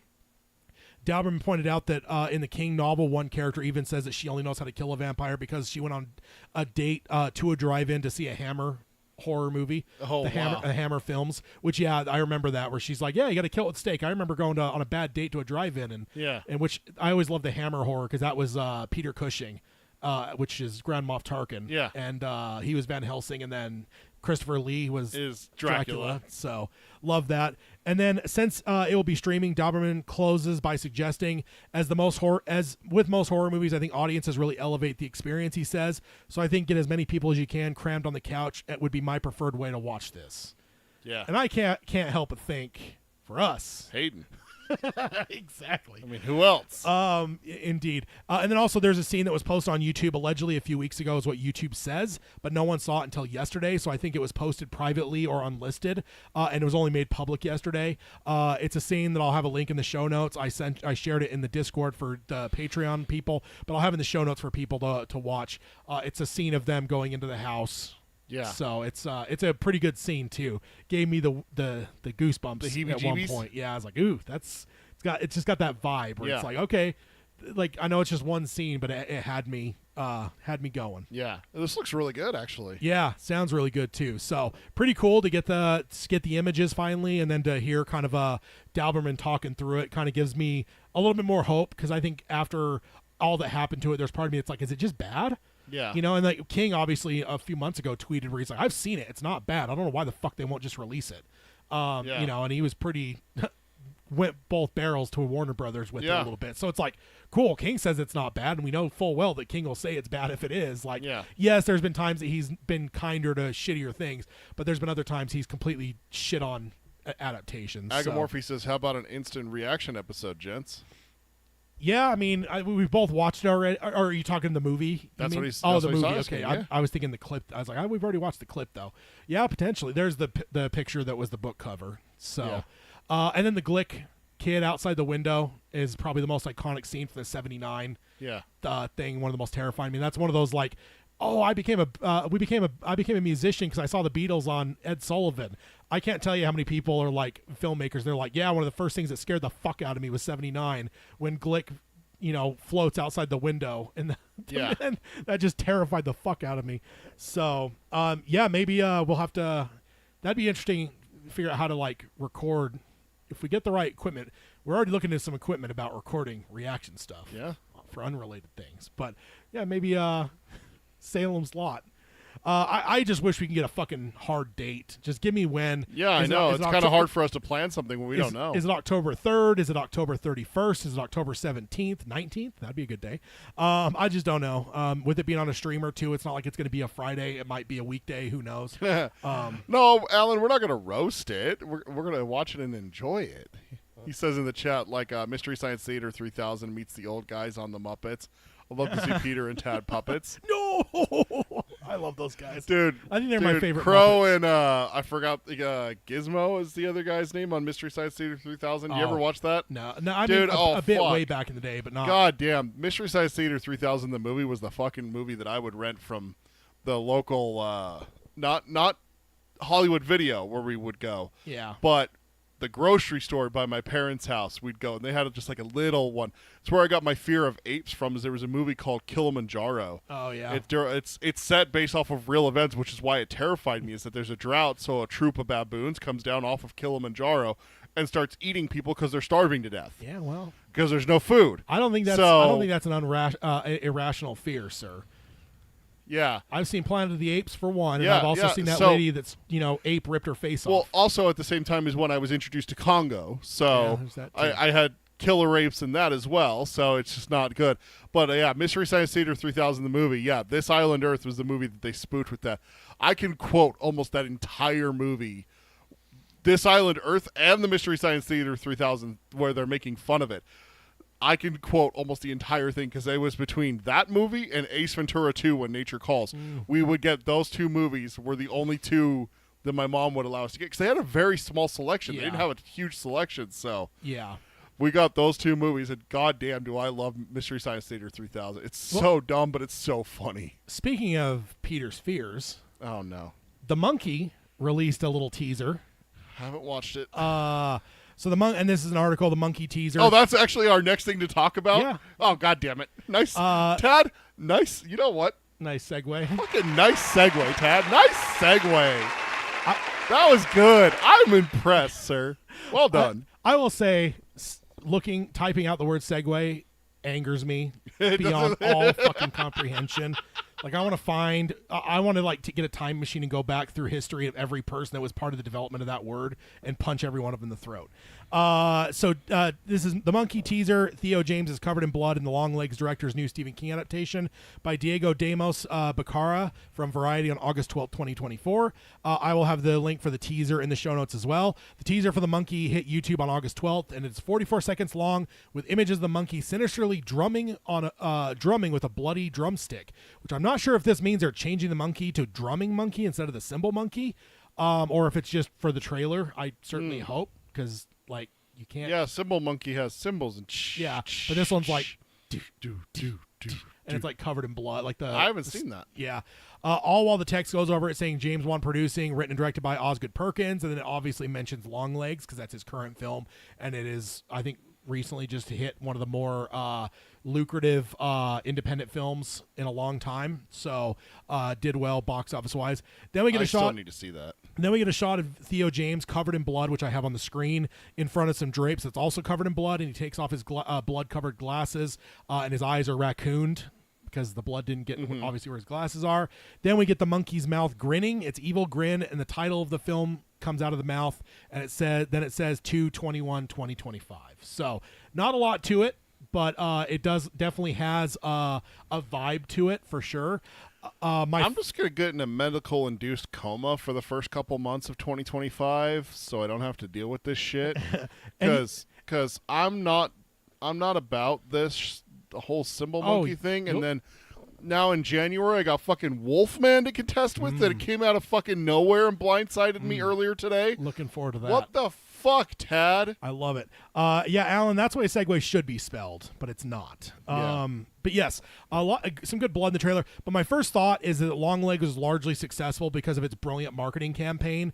This gives me hopes that Neon is going to be doing the same with this film, because this is a long ways away from February to be dropping and there's not a lot to really drop, right? Yeah. Like, they barely started filming this movie. I honestly wonder if this shot of Theo is one of the few things they actually have filmed that they could have used in this, because you're so early. It's like, what are you gonna do? I mean, right? Wolfman just dropped a teaser, and that drops in January. Yeah, there's hardly anything in the trailer too, though. And that's the most fucked up thing about it, is that the less they show, the more fucking scared I am. Oh yeah, but I am, and I don't remember if Neon did Smile, because I think that's probably one of the most iconic advertising campaigns where they had actors paid and they put them in sports games that had the smile, and they never called attention to it. But if you were watching the audience, you would just see people with the huge smile and stuff. So I think, but ultimately these long con marketing campaigns are brilliant. And if Neon's going to do what they did with Longlegs for the monkey,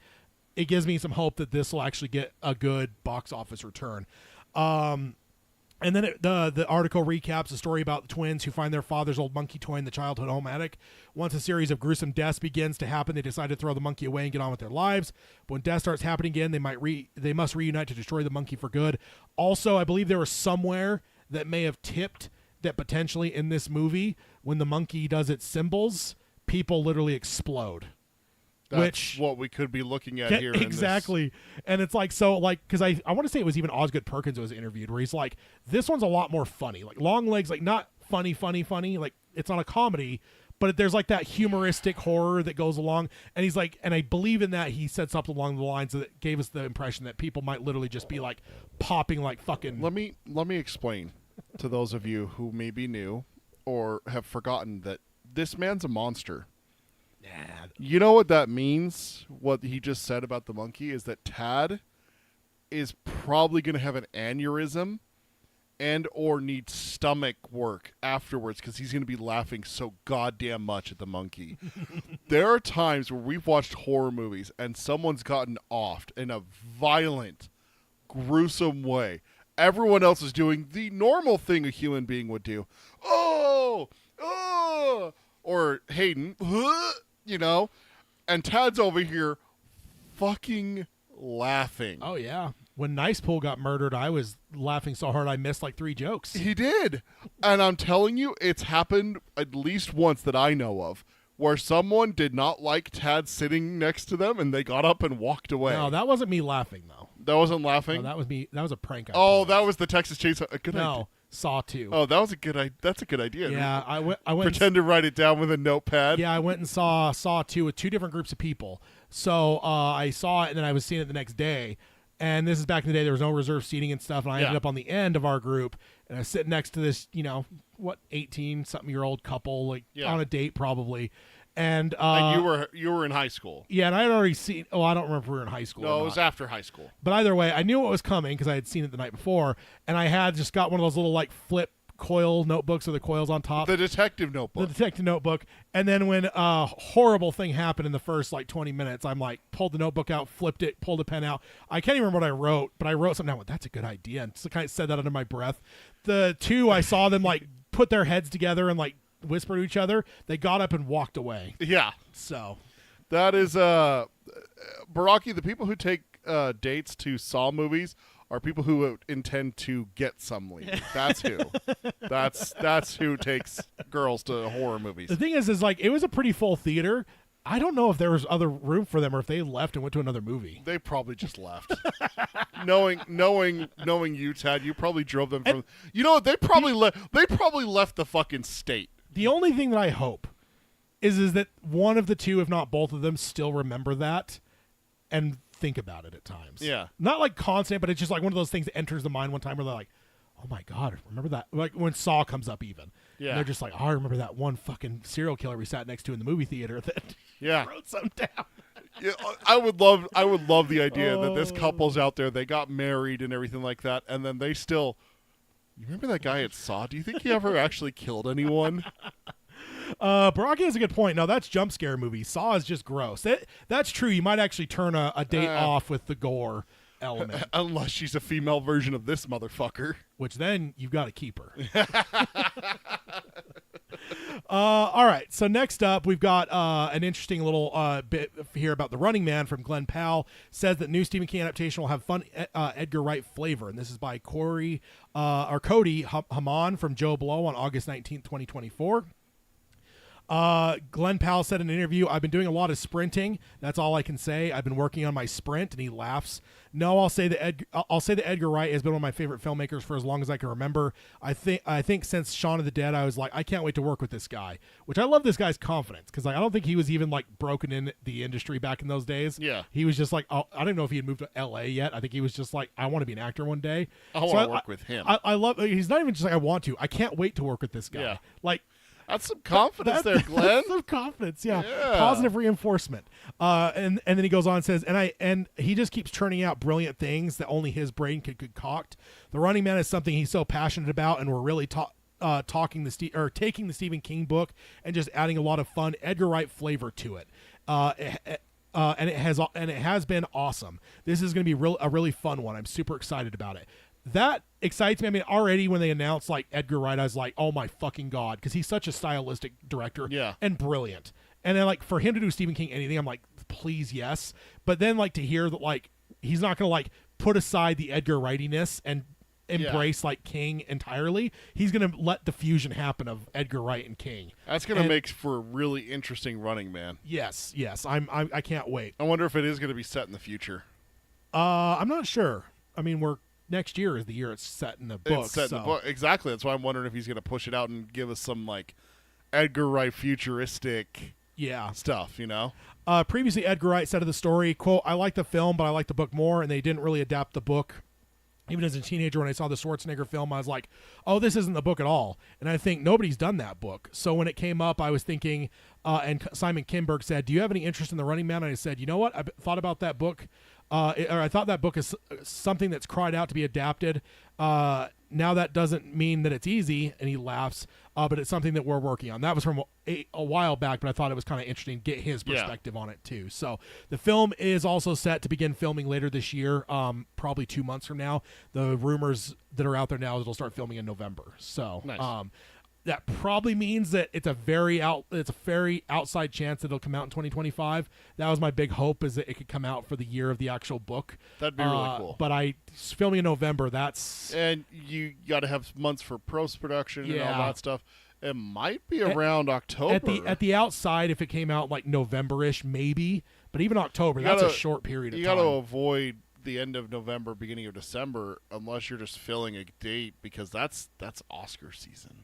Yeah, that's where you're not going to make a ton of money. No, but Oscar movie going people are a lot different than people that go to a lot of popcorn movies. So it's true. I don't know. I just know that there's a ton of movies coming out November, December this year and next year. My prediction is it's going to be early 2026. I just don't think it's going to hit 2025. I think Agamorphy says definitely time to read it. Yeah, if you haven't read Running Man, read it. Highly recommend it. I just did it about a year ago. The only warning. I was going to say, give them the warning. The only warning I'm going to give: do not read King's intro. He entirely spoils the ending of the book. I've seen some people complaining about that over the last couple of months because they tried to read it for the first time and read the intro. I had already had it spoiled because doing this podcast, it's kind of hard for me not to come across plot elements while I'm doing prep on the shows. Agamorphy says, read it again. But okay. For anyone. Baraki, Running Man is a novel, not a short story. Yeah. Bachman. It is a Bachman. That's right. Novel. So earlier, Alan says, I call that an air horn movie, that I'd rather pay a good friend to tie me to a chair and blindfold me and then randomly air horn for $20. A jump scare movie. He says, in a safe place, of course. Baraki says, decided in a safe word, play it safe. Banana. No, what is it? Zendaya from The Boys. So next one we got is some Running Man update, Long Walk. An interesting Long Walk thing. The Long Walk star reveals how much he walks per day, filming, quote, brutal new Stephen King movie. This is from Brianne Klein from Screen Rant on August 16th, 2024. So the Long Walk's David Johnson, which, and I have in parentheses here, which probably did the best acting job in Alien Romulus. He was the cyborg. Yeah, and would you agree? He was amazing. Not to say the rest of the movie sucked, but he was the shining star of the movie. Like, he blew away everyone else. Like, nobody else did it close to what he did performance wise. And he said that he's walking a lot filming this movie. Talking to GQ while doing press for Alien Romulus, and he was asked about the Long Walk, and he said, "Tis a brilliant story, man. I'm working with Francis Lawrence, who did I Am Legend and Hunger Games. We're shooting this dystopian tale of endurance and brutality, which is partially why I'm kind of living in this log cabin and walking 14 miles a day." Holy shit. He says it's kind of brutal, but I think it's going to be something beautifully brutal. So that's a fun thing. I've walked 14 miles in a day once or twice in my life, and that's a fuck ton of walking. Yeah. To do that every day. Because we did like, what was it, 19? No, we didn't do miles. When we did Vegas, I think I had like 19,000 steps. Crazy. I got a Google Pixel watch now that does steps. Yeah. My Fitbit before would do miles. Oh. So the job that I was working at the post office, right, when I had my time off from the show, there was times where I would walk 12 to 14 miles a day. Yeah. In that capacity, and I'll tell you, man. Yeah. That's to do that every day. That's a hard thing, man. Yeah, and on hard top too. And that's Because the they're thing going to be is- filming yeah. on the road because we've seen Yeah. images of it already to where like Yeah. not of the walkers, but we've seen like the highway with like the old cars lining it and shit. So Yeah. it's like they're not walking on like nice soft grass or anything. Nope. So the article goes on to point out that they're obviously walking a lot, or obviously walking during every take, but then points out something we may not have thought about. If they need to go again, they need to now walk back to the starting point. Oh, So they're basically someone get him a goddamn golf cart. So if they walk a quarter mile for a shot, and Yeah. I don't know if that's a long time to walk for a shot, but let's just say they did that. That means they're gonna have to walk a half mile for every shot. Quarter mile forward, quarter mile back to the starting point, and now another quarter. Like so that's insane. And then they have to also, obviously then they all start over after the crew resets. But some longer takes, they do actually have golf carts for them on set, so they'll actually cart them back to the starting point. Jeez. But yeah, we covered it last time. They're largely shooting this film in order so that the actors, if they end up losing weight or getting more ragged, it will actually be real on screen and not just be makeup and movie magic. So Yeah. pretty great Agamorphy makes a point. The continuity work will be a big headache. for. Walking, like making sure that you're getting in the right spot between shots. I mean, possibly. Otherwise, it's going to look like, oh, they were on a hill, now they're not on a hill. Oh, there was a barn in the background, now there's no barn. Yeah, well, that's you why, gotta be careful. that's why they got to reset though, Yeah. right? Because it's like the starting point, end point for this certain shot. They'll walk that, but then they'll have to walk back, start over, and they just walk that same. God knows. Yeah, they just got to be stretch. careful though. That they actually use that. Yeah, but also filming in order, which is very rare for movies, is going to help them quite a bit as well. Also, on the internet, we got a first look at Mark Hamill on The Long Walk. Oh, that's right. He's in this one. He is. Yeah, he's the major. It's what we kinda knew it. It's what we predicted. I think it was Judy Greer that were a little bit more like we don't know exactly who she'll play. Yeah. But it's like Mark Hamill. It's like, oh yeah, he's going to be the fucking. The major, yeah. The major for sure. So, pretty cool though. If you look close, I believe he's got a mustache. So Mustachio. kind of cool. Can't wait. I mean, Mark Hamill. Jesus Christ, Mark Hamill, man. Life of Chuck and this. Long Walk. Yep. All right, let's get him in the Dark Tower. I mean, I've been saying blame the mono for him for 8 years now. Woo! Well, at first I was like, I used to say Tim Curry. Yeah. But then he had his stroke. He's coming back. He is coming back, so now I might be able to switch back. If it's a voice thing, I think he could do it. yeah, right? that's what I used to say is like That's what he did while he had his stroke. Did you hear about that? He still did voice acting. well, Tim Curry. I know he had to retire from that for a bit too because Yeah. he was Palpatine in the Clone Wars. Yeah. And then he had his stroke, and then I think Sam Witwer had to get brought in to do Yeah. Palpatine through the rest of the run of the show. He started coming back to acting. I read an article about this. He started coming back to acting, and he started with voice acting because he could do some of that like locally and from home and still not do a ton of traveling. But he's actually getting back into acting. So I heard he's got a role coming up. I don't remember what it was. Yeah, what am I missing? Anything in the chat? Looks like I missed a few things. Brock said it's been a long time since reading the Running Man. Let's see. Alan says Dead Mobile. Yeah. So that's just kind of cool to see the first images there. So as I kind of suspected, we're probably not going to have time to do the Palaver stuff that I wanted to do. Yeah. Well, it's all right. We'll save it. Let's go ahead and jump on over to odds and ends, though. Oops, I guess I can go like this first, odds and ends, and then jump over to the actual thing. I missed this, but apparently 11/22/63 got removed from Hulu. Is it because of all his shenanigans? I don't Franco? know. No, that was years ago that happened. Is there something else coming out? This just happened in April, so I am kind of annoyed because that basically means it is not available right now. You could buy a hard copy of it. I think Amazon's selling it for like $50 for a Blu-ray. But as of right now, it doesn't stream anywhere. I think you could buy it a couple places digitally. But this kind of shit just irritates me, man. Like for streaming stuff, like to just pull it for no reason. Like Hulu has no reason to pull it. Just keep it on there. So that's kind of a bummer. I just learned that yesterday. I saw someone, I think I can't remember if it was Reddit or Twitter, basically saying like, "Hey, I just finished 11/22/63. Where can I watch it?" I'm like, "Is this person just not know? Like it's Hulu. Like that was like one of Hulu's first really big independent, like original things was the 11/22/63. So I went and pulled up the app and looked it up, and it was nothing. I was like, what the fuck? So I Googled it and found a news article back in April that said that Hulu was pulling the show. So that's kind of a bummer. Sad to hear. And then next up, we've got Uncle Stevie Recommends. Let me go ahead and get that here. The first one, he says, don't turn your back on Friday night, drops on Tuesday, multiple streaming plats, and he says in parentheses, I like Apple Plus because I have that one, which I also just love. King is a extraordinarily wealthy person, but he doesn't have all the streaming services. I love that. Doesn't that just sound like King? Yeah. And then he says Ike Riley is a rock and roll god not enough people have heard about. Check it out. It's actually, so it is a documentary. I looked into it. It's a documentary on this Ike Riley musician that I believe, if I read the little thing right, it said that Ike was a mortician before he moved over to being a musician. So okay. That sounds like a fun career path there. And then the next one I have here, and this is his tweet, says, want something gruesome? And I mean really gruesome.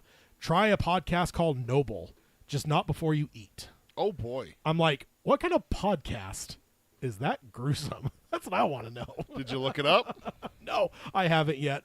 But it's called Noble. So if anyone is... Should we take a look and see what it says with Oh, and Agamorphy, yeah, I actually shared that earlier, the Mark Hamill and Stephen King picture. I had that, I don't remember where it was at. Ooh. Oh, wait, no, that's not the right one. Right here. It's just called Noble? Yeah.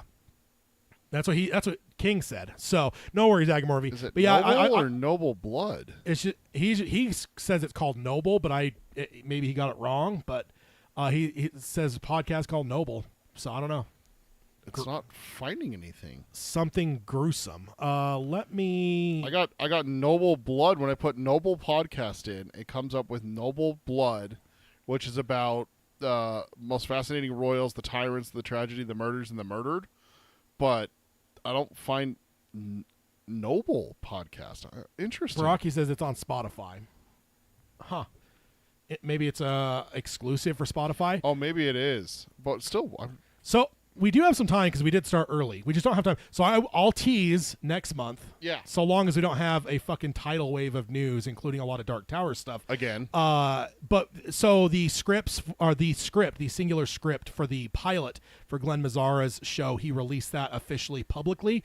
So Peter and I both, because I actually got my hands on those a long time ago, and the first two scripts actually. So Peter and I have read both of those, and we're going to kind of go through and take a deep dive into those. We were going to do that this episode, but there was just so much fucking news, and honestly, you could look at it now in retrospect. There's not a lot that I really could have skipped. a lot of that was important.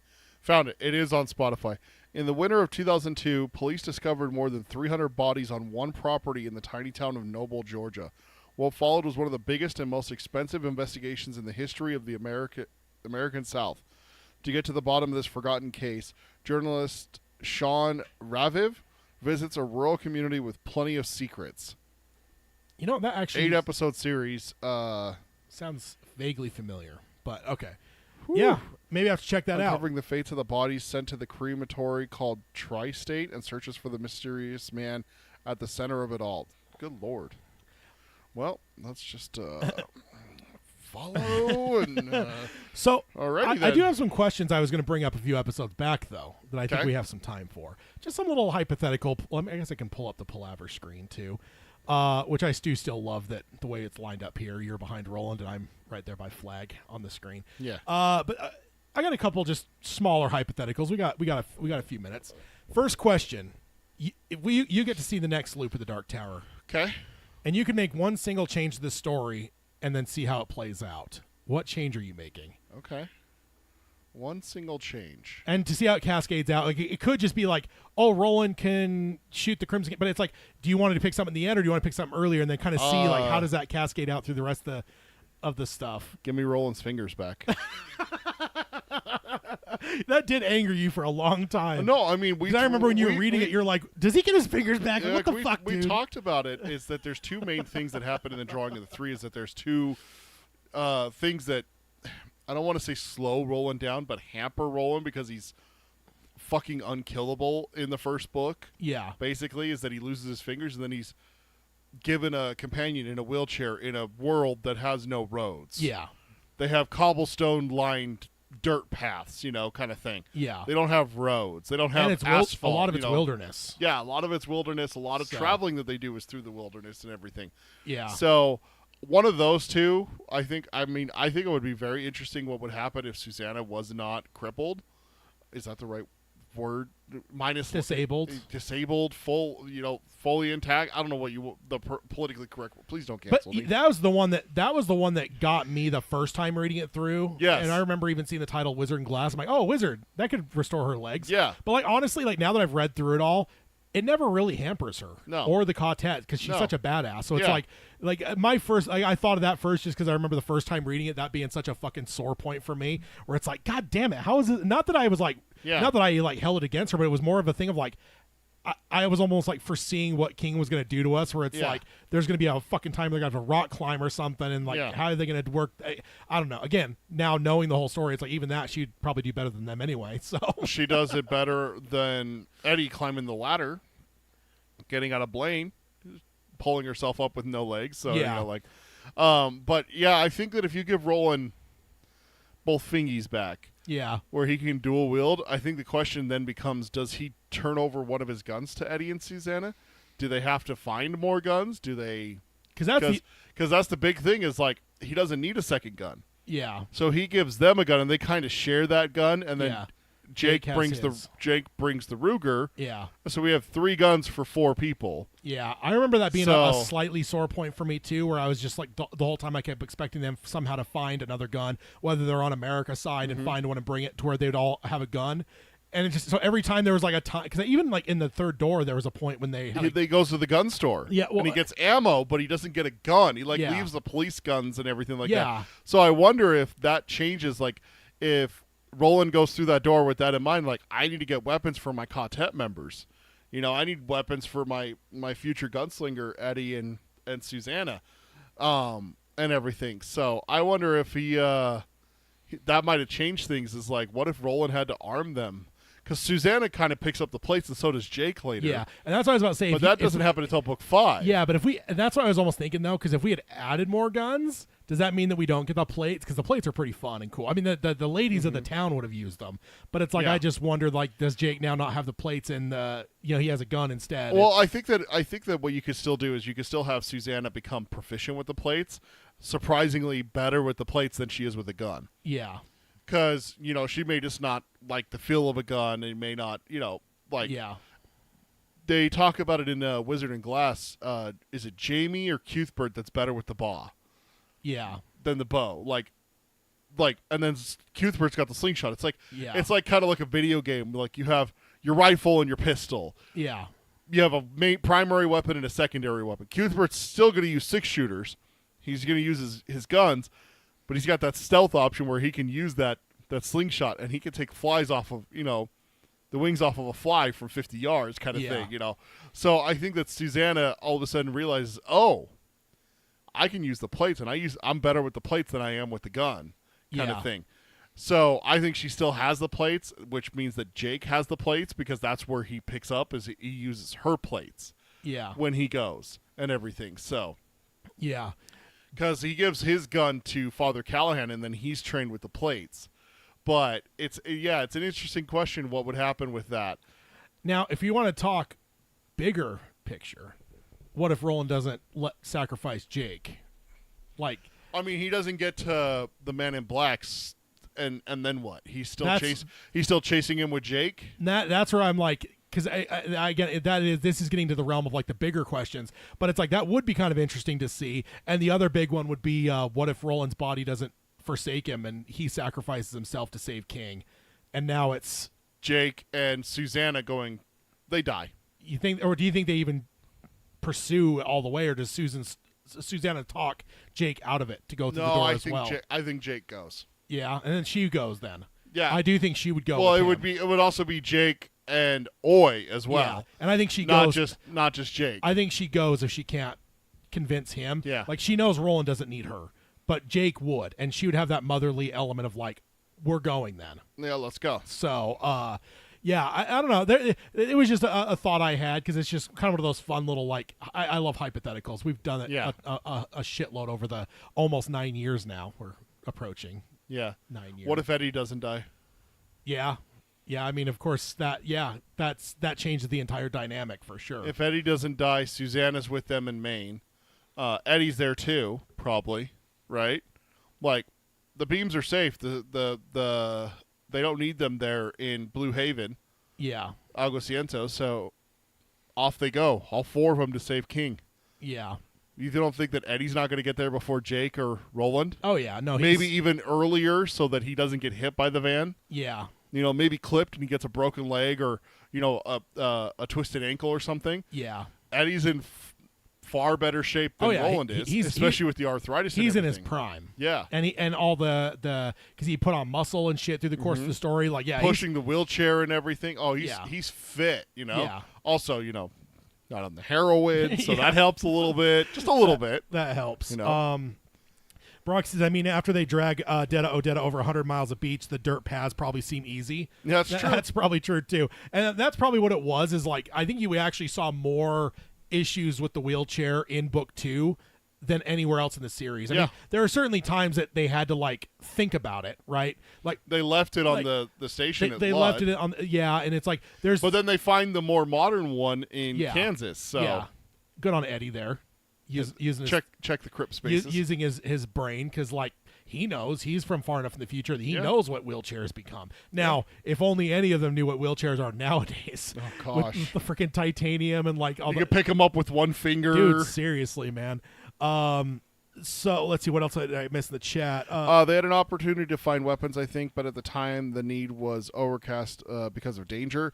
Yeah, there's weapons all throughout. I mean, if we end up going all the way to Blue Haven, Alguciento, there's tons of weapons there. I mean, Detta and Susanna and Odetta, they... Oh, yeah. She's rolling around on a trike with fucking machine guns, for God's sake. Yeah. So... Alan also says Patrick Danville was the means, but they didn't think of it. I think talking about restoring Susanna's legs. Yeah. I even remember the first time reading it, I was like, finally, he could draw you legs. Like, and I remember that being a thought. And like now, again, having read the whole story, I'm like, dude, you're so close to the end. Does it really matter at that? And like, honestly, like, I feel like it was more of an issue for me, whereas I don't think she was ever an issue for her. No. I don't even think she ever even considered like, now when she had them during the Mia stuff, it was like, oh man, it is nice to have legs again. Yeah. But I don't think she's as like fixated on it or hindered by it really as a lot of us readers expected. So I think for her it's just a matter of like, kind of like Eddie. It's like, oh, I was an addict. Like that's it. That you can't change that. And her, she's just like, okay, I'm slightly limited, but I'm still a badass. So. Yeah, Baraki says, what if Patrick Danville draws the Horn of Eld and that's how Roland gets it back? Yeah, I mean, Patrick is very powerful. Quite powerful. Quite powerful. I mean, the one thing I would say, Baraki, is I think that it might be a little bit difficult for Patrick to draw the Horn of Eld, having never seen it. Yeah. So he'd have to draw it from Roland's description, and can it get accurate enough that it would just appear? Yeah. Kind of thing. Because he can draw and erase things from the world, but can he draw things into existence? Like, you're talking about him replacing Susanna's leg, because you're going off of him getting rid of the boil or whatever that's on her face. But he draws the door out of nothing. He does draw the door out of nothing, but that's something that... And that is by description. I think he's pretty good at what he does. Yeah, I just don't know if he could... He could produce a horn, but could he produce the Horn of Eld, and kind of thing? The question would be, would it truly be the horn? Would it have the magic with it that, is the Eld that the tower would recognize, or is it like, this is just a copy, get the fuck out of here? Now, what I want to know is, can he draw a flag and bring him back? That's what I want to know. Why, so Mordred could have dessert? Or just erase Mordred. Just draw a picture of them all around the fire with Mordred in the background and just erase him. As long as he does that after he eats flag, then I'm good. No, sir. That's evil talk. So the second question, almost the same. It's kind of a 1A, 1B. You're given the choice to make one change for Flanagan's Dark Tower for any reason. What are you changing and why? I mean, I think if I'm going to do it for Flanagan's Dark Tower... And it's your choice, not like a thing of like, oh, well, Flanagan can't get the rights to Father Cat. Nothing like that, but more of just like Flanagan comes to you and says, hey, I'm doing this. Like, is there anything that you... for whatever reason, it could be any reason at all, would want changed? I think I would get rid of Susanna's minus the legs. I think I would give her legs. Really? I think it well, like you just pointed out, it's not critical for the character, you know? Like, there's nothing to overcome there for her and everything. I think it's more of that she has overcome it, though. I think that she's already overcome it. So, again, there's nothing for the character to develop into, oh, she's able to overcome her disability and everything. So it's kind of just like there. Make it a little bit easier on him to film, you know? We don't have to have someone with CG legs off every day. That's and pretty. everything That's like pretty that. easy nowadays. That's. though. I mean, it is, but it's still something that will take time, will take money that could be put into the CG for Blaine, or hiring Tim Curry to voice him, or something like that. As for like a different one, just for the sake of it, I would like to see some modern characters inserted into the Dark Tower. Alan also says they could hire a real disabled actor too. I mean, they could. That's the. I mean, that gets very specific, but who's to say there isn't someone out there that has those exact? I mean, we've found actors like that before. 2004 Dawn of the Dead used a man who had no legs for a zombie crawler. Yeah. He monkeyed across a freaking pipe and dropped onto someone. So there's people like that. I mean, tiny people have gotten work in films. Warwick Davis, obviously. Yeah, which that's one of my favorite stories because he was only 14. Yeah. And he was like the biggest Star Wars fan, and then he gets cast on Return of the Jedi. Like, can you imagine? And he's still living the dream. I saw him at a few of the celebrations where he like hosts panels and shit, and he's just like, he loves it. And like, it's like, dude, because I was younger, when I first saw Star Wars, I was like 5 or 6, and it was like, can you imagine being 5 or 6, you're in love with this, and like, hey, we're filming the next one. You want to be a role in it? Probably one of the more iconic roles in the next movie. Like, it's like living the dream. Oh yeah, absolutely. So one that I would say, hey Flanagan, can you get on the phone, talk to Stephen King, and get Rhea resolved? Oh, give us a Rhea resolution in the adaptation. Dude, people that are going was with King. Because like, one, I just want to see it, but two, non-readers that watch this will be fucking livid that she does not get her comeuppance, right? Yeah. Like, because it's one of those things, like certain characters, because there's even times like in horror movies, I'll see someone do something like, oh, they have something really brutal in store for him. That's why they're having him hit this woman or kick the dog. There's times where it's like, that's very, for me, obvious where he's got to earn it. Yeah, they're making him earn like a very, very brutal death. Yeah. And it's just, to me, like, I feel like Rhea, the whole story is just like wanting to earn like the most epic death, and then to not have it, I think it'll drive some people. But for me, it's mostly selfish. Where I'm like, I just want to see that fucking goddamn witch die. That wouldn't be a bad one. But yeah, I think also I would like to see some later King stuff. Yeah, like what? Holly. I was gonna say, what if Holly was hired by the Tech Corporation in the new book? Mm-hmm. It's doable. There's a lot of people that could be in the story from newer stuff. I mean, Abra's a Flanagan's work, that kind of thing. It's just a matter of, obviously rights and stuff like that. Yeah. But there's a ton of new stuff that, dude, we got the Institute instead of the shop that we could. Yeah. The Institute could be something. Yeah. You can just throw in some of those minor characters, like grab some of the kids that aren't the main character, not Luke, but like some of the others, and have them be some of the breakers. And when you get to Alcasiento, yeah, that's where they end up. Is that like in the credits they escape the Institute, and then they get taken by the like Tahine and everything. Tahine, yeah. I don't know. It was just little oddball questions I had. I think there was a couple episodes back I had some like stuff, and we ran out of time for these ones, so I'm glad we still have these because we don't have time to talk about the scripts. There's one I would definitely do. Make the breakers not be such pansies. Kick some ass, guys. They're making you break the fucking world. Like, take revenge. Yeah. Like you motherfuckers made me do this, and see him just like beat the fuck out of the main guard instead of Eddie dying. Yeah, and Agamorphy says, "Who would have thought they could find a Native American amputee deaf girl for Marvel's Echo?" That's true. It's true. That's actually probably harder to come by than someone without Susanna. legs. Yeah, like, and I think for Susanna, it's more of an element of like it has to be in the right spot, right? Like, I guess you could adapt it. I guess, but I mean, but as long as it's just the leg is missing, I mean, who cares? Yeah, that's true. Oh, she's missing a foot instead of up to the knee. Yeah. Okay.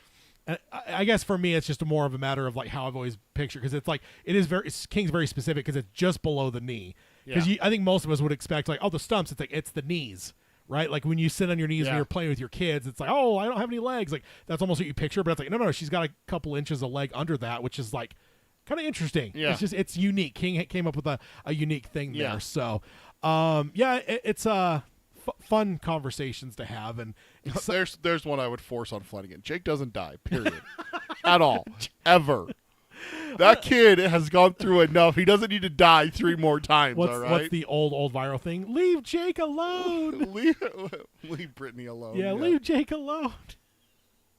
Oh, man. Yeah, him on screen, that means we're going to get 3 deaths. Good Lord.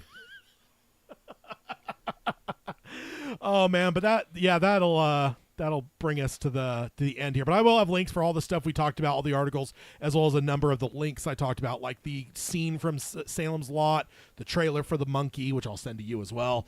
There was a number of other things, but yeah, and then all the links to the stories will all be over at darktowerpalaver.com. Then if you want to subscribe to any of our shows on any of your podcasting services of your choice, we'd appreciate that. And it helps you out because you'll be subscribed and you'll know when we got new episodes. Join us live for the live streams on youtube.com/darktowerpalaver. If you're over here on YouTube, like, subscribe, and ring the bell for notifications. We definitely appreciate that. And then find the show, again, show notes, darktowerpalaver.com. Support the show if you want to over at patreon.com/darktowerpalaver. You can get access to our Discord server where you can send Peter emojis. Or Tad dad jokes. That's always fun. As well as you can go listen to, we just did a hangout yesterday, talked about Later, which is a lot of fun. Maybe there's one. Jamie Conklin, have him pop up somewhere. Show up. Maybe that's what we'll do for our October's hangout if it's out in time. We'll just wait and watch Salem's Lot. Yeah, it depends on when it comes out for sure. I'm getting more and more aggravated that we don't have a date yet, because it's like date. Even in August I was like, what the fuck, man? If it's coming out in October, right by now, just tell us. And now we're talking we're in fucking September. It's like, Jesus fucking Christ. I mean, it's not a release date for a movie going to theaters. It's a release date for something going to streaming. And that's why all it has to be is like, just tell me October 7th. That's the day it comes out. That's all I want to know. That's all I want to know. Come on. It says it's an hour and 53 minutes according to the internet. Yeah, all that would have been public years ago because they would have had to have got it rated. Yeah. And like that comes with run times and all that. So it's like we've known so much shit about it since like 2022. It's just a matter now of seeing the fucking movie. I want to give it to me. And the best part is we're all going to watch it, watching Callahan very closely. Yes. Because I think the question would then become is like with Flanagan when it comes around to his side. You know, different Callahan? Do you bring this? One? Do you bring this guy in? I think it has to be someone different, man. Like a couple of the ones that are of his regulars, the Flanagan family, would be really fucking cool to see as Callahan. Yeah. Like if Bruce Greenwood is not Roland, I think Bruce Greenwood is a fucking slam dunk Father Callahan. Yeah. Like also incredible. make a pretty good Stephen Deshane. Yeah. For sure, or Roland. Like I said, I still think he's not a bad pick for Roland, but there's definitely some cool ideas for Callahan, and I can't wait to see good old Father Callahan. What do you got for the outro stuff, sir? So if you want to email us, it's show@darktowerpalaver.com, and then check out our social medias. It's @DarkTowerPod. That's @DarkTowerPod for Twitter. Our Blue Sky is @darktowerpalaver.bsky.social. And then our Facebook is facebook.com/darktowerpalaver. Instagram is darktowerpalaver, all one word, no spaces. And then pick up a #TadIsTerrible t-shirt at tpublic.com/user/darktowerpalaver. Oh, you're such a villain. Am I? Am I? Indeed. Am I? You over here saying you don't want Mordred erased until after he kills Flag. I mean, how dare Flag's the bad guy. How dare you? Flag's the bad guy. I mean, Oi and Flag, the most beloved characters. Although if he doesn't eat Flag, does he starve to death? No, he should still eat Flag. You're a villain. All right, we'll sign off as we always do by saying long days and pleasant nights. Long days and pleasant nights, folks. Oi. All right, everyone in the chat, thank y'all for joining us, thanks for being part of the show, part of the conversation. #Flag is a hero. I love that in the chat. Oh, you guys are awesome. Love the emoji earlier, Agamorphy. Thank you for that. Gotta love that. You're getting froggy, aren't you? I'm just saying, he was. Oh, you're a villain. #Flag was a snack. Oh, a villain. All right, but yeah, we'll be back in a fortnight for jumping on back into Wizard and Glass. How the hell are we in the story? I can't remember. We just had the big. We had a big fight with Cordelia.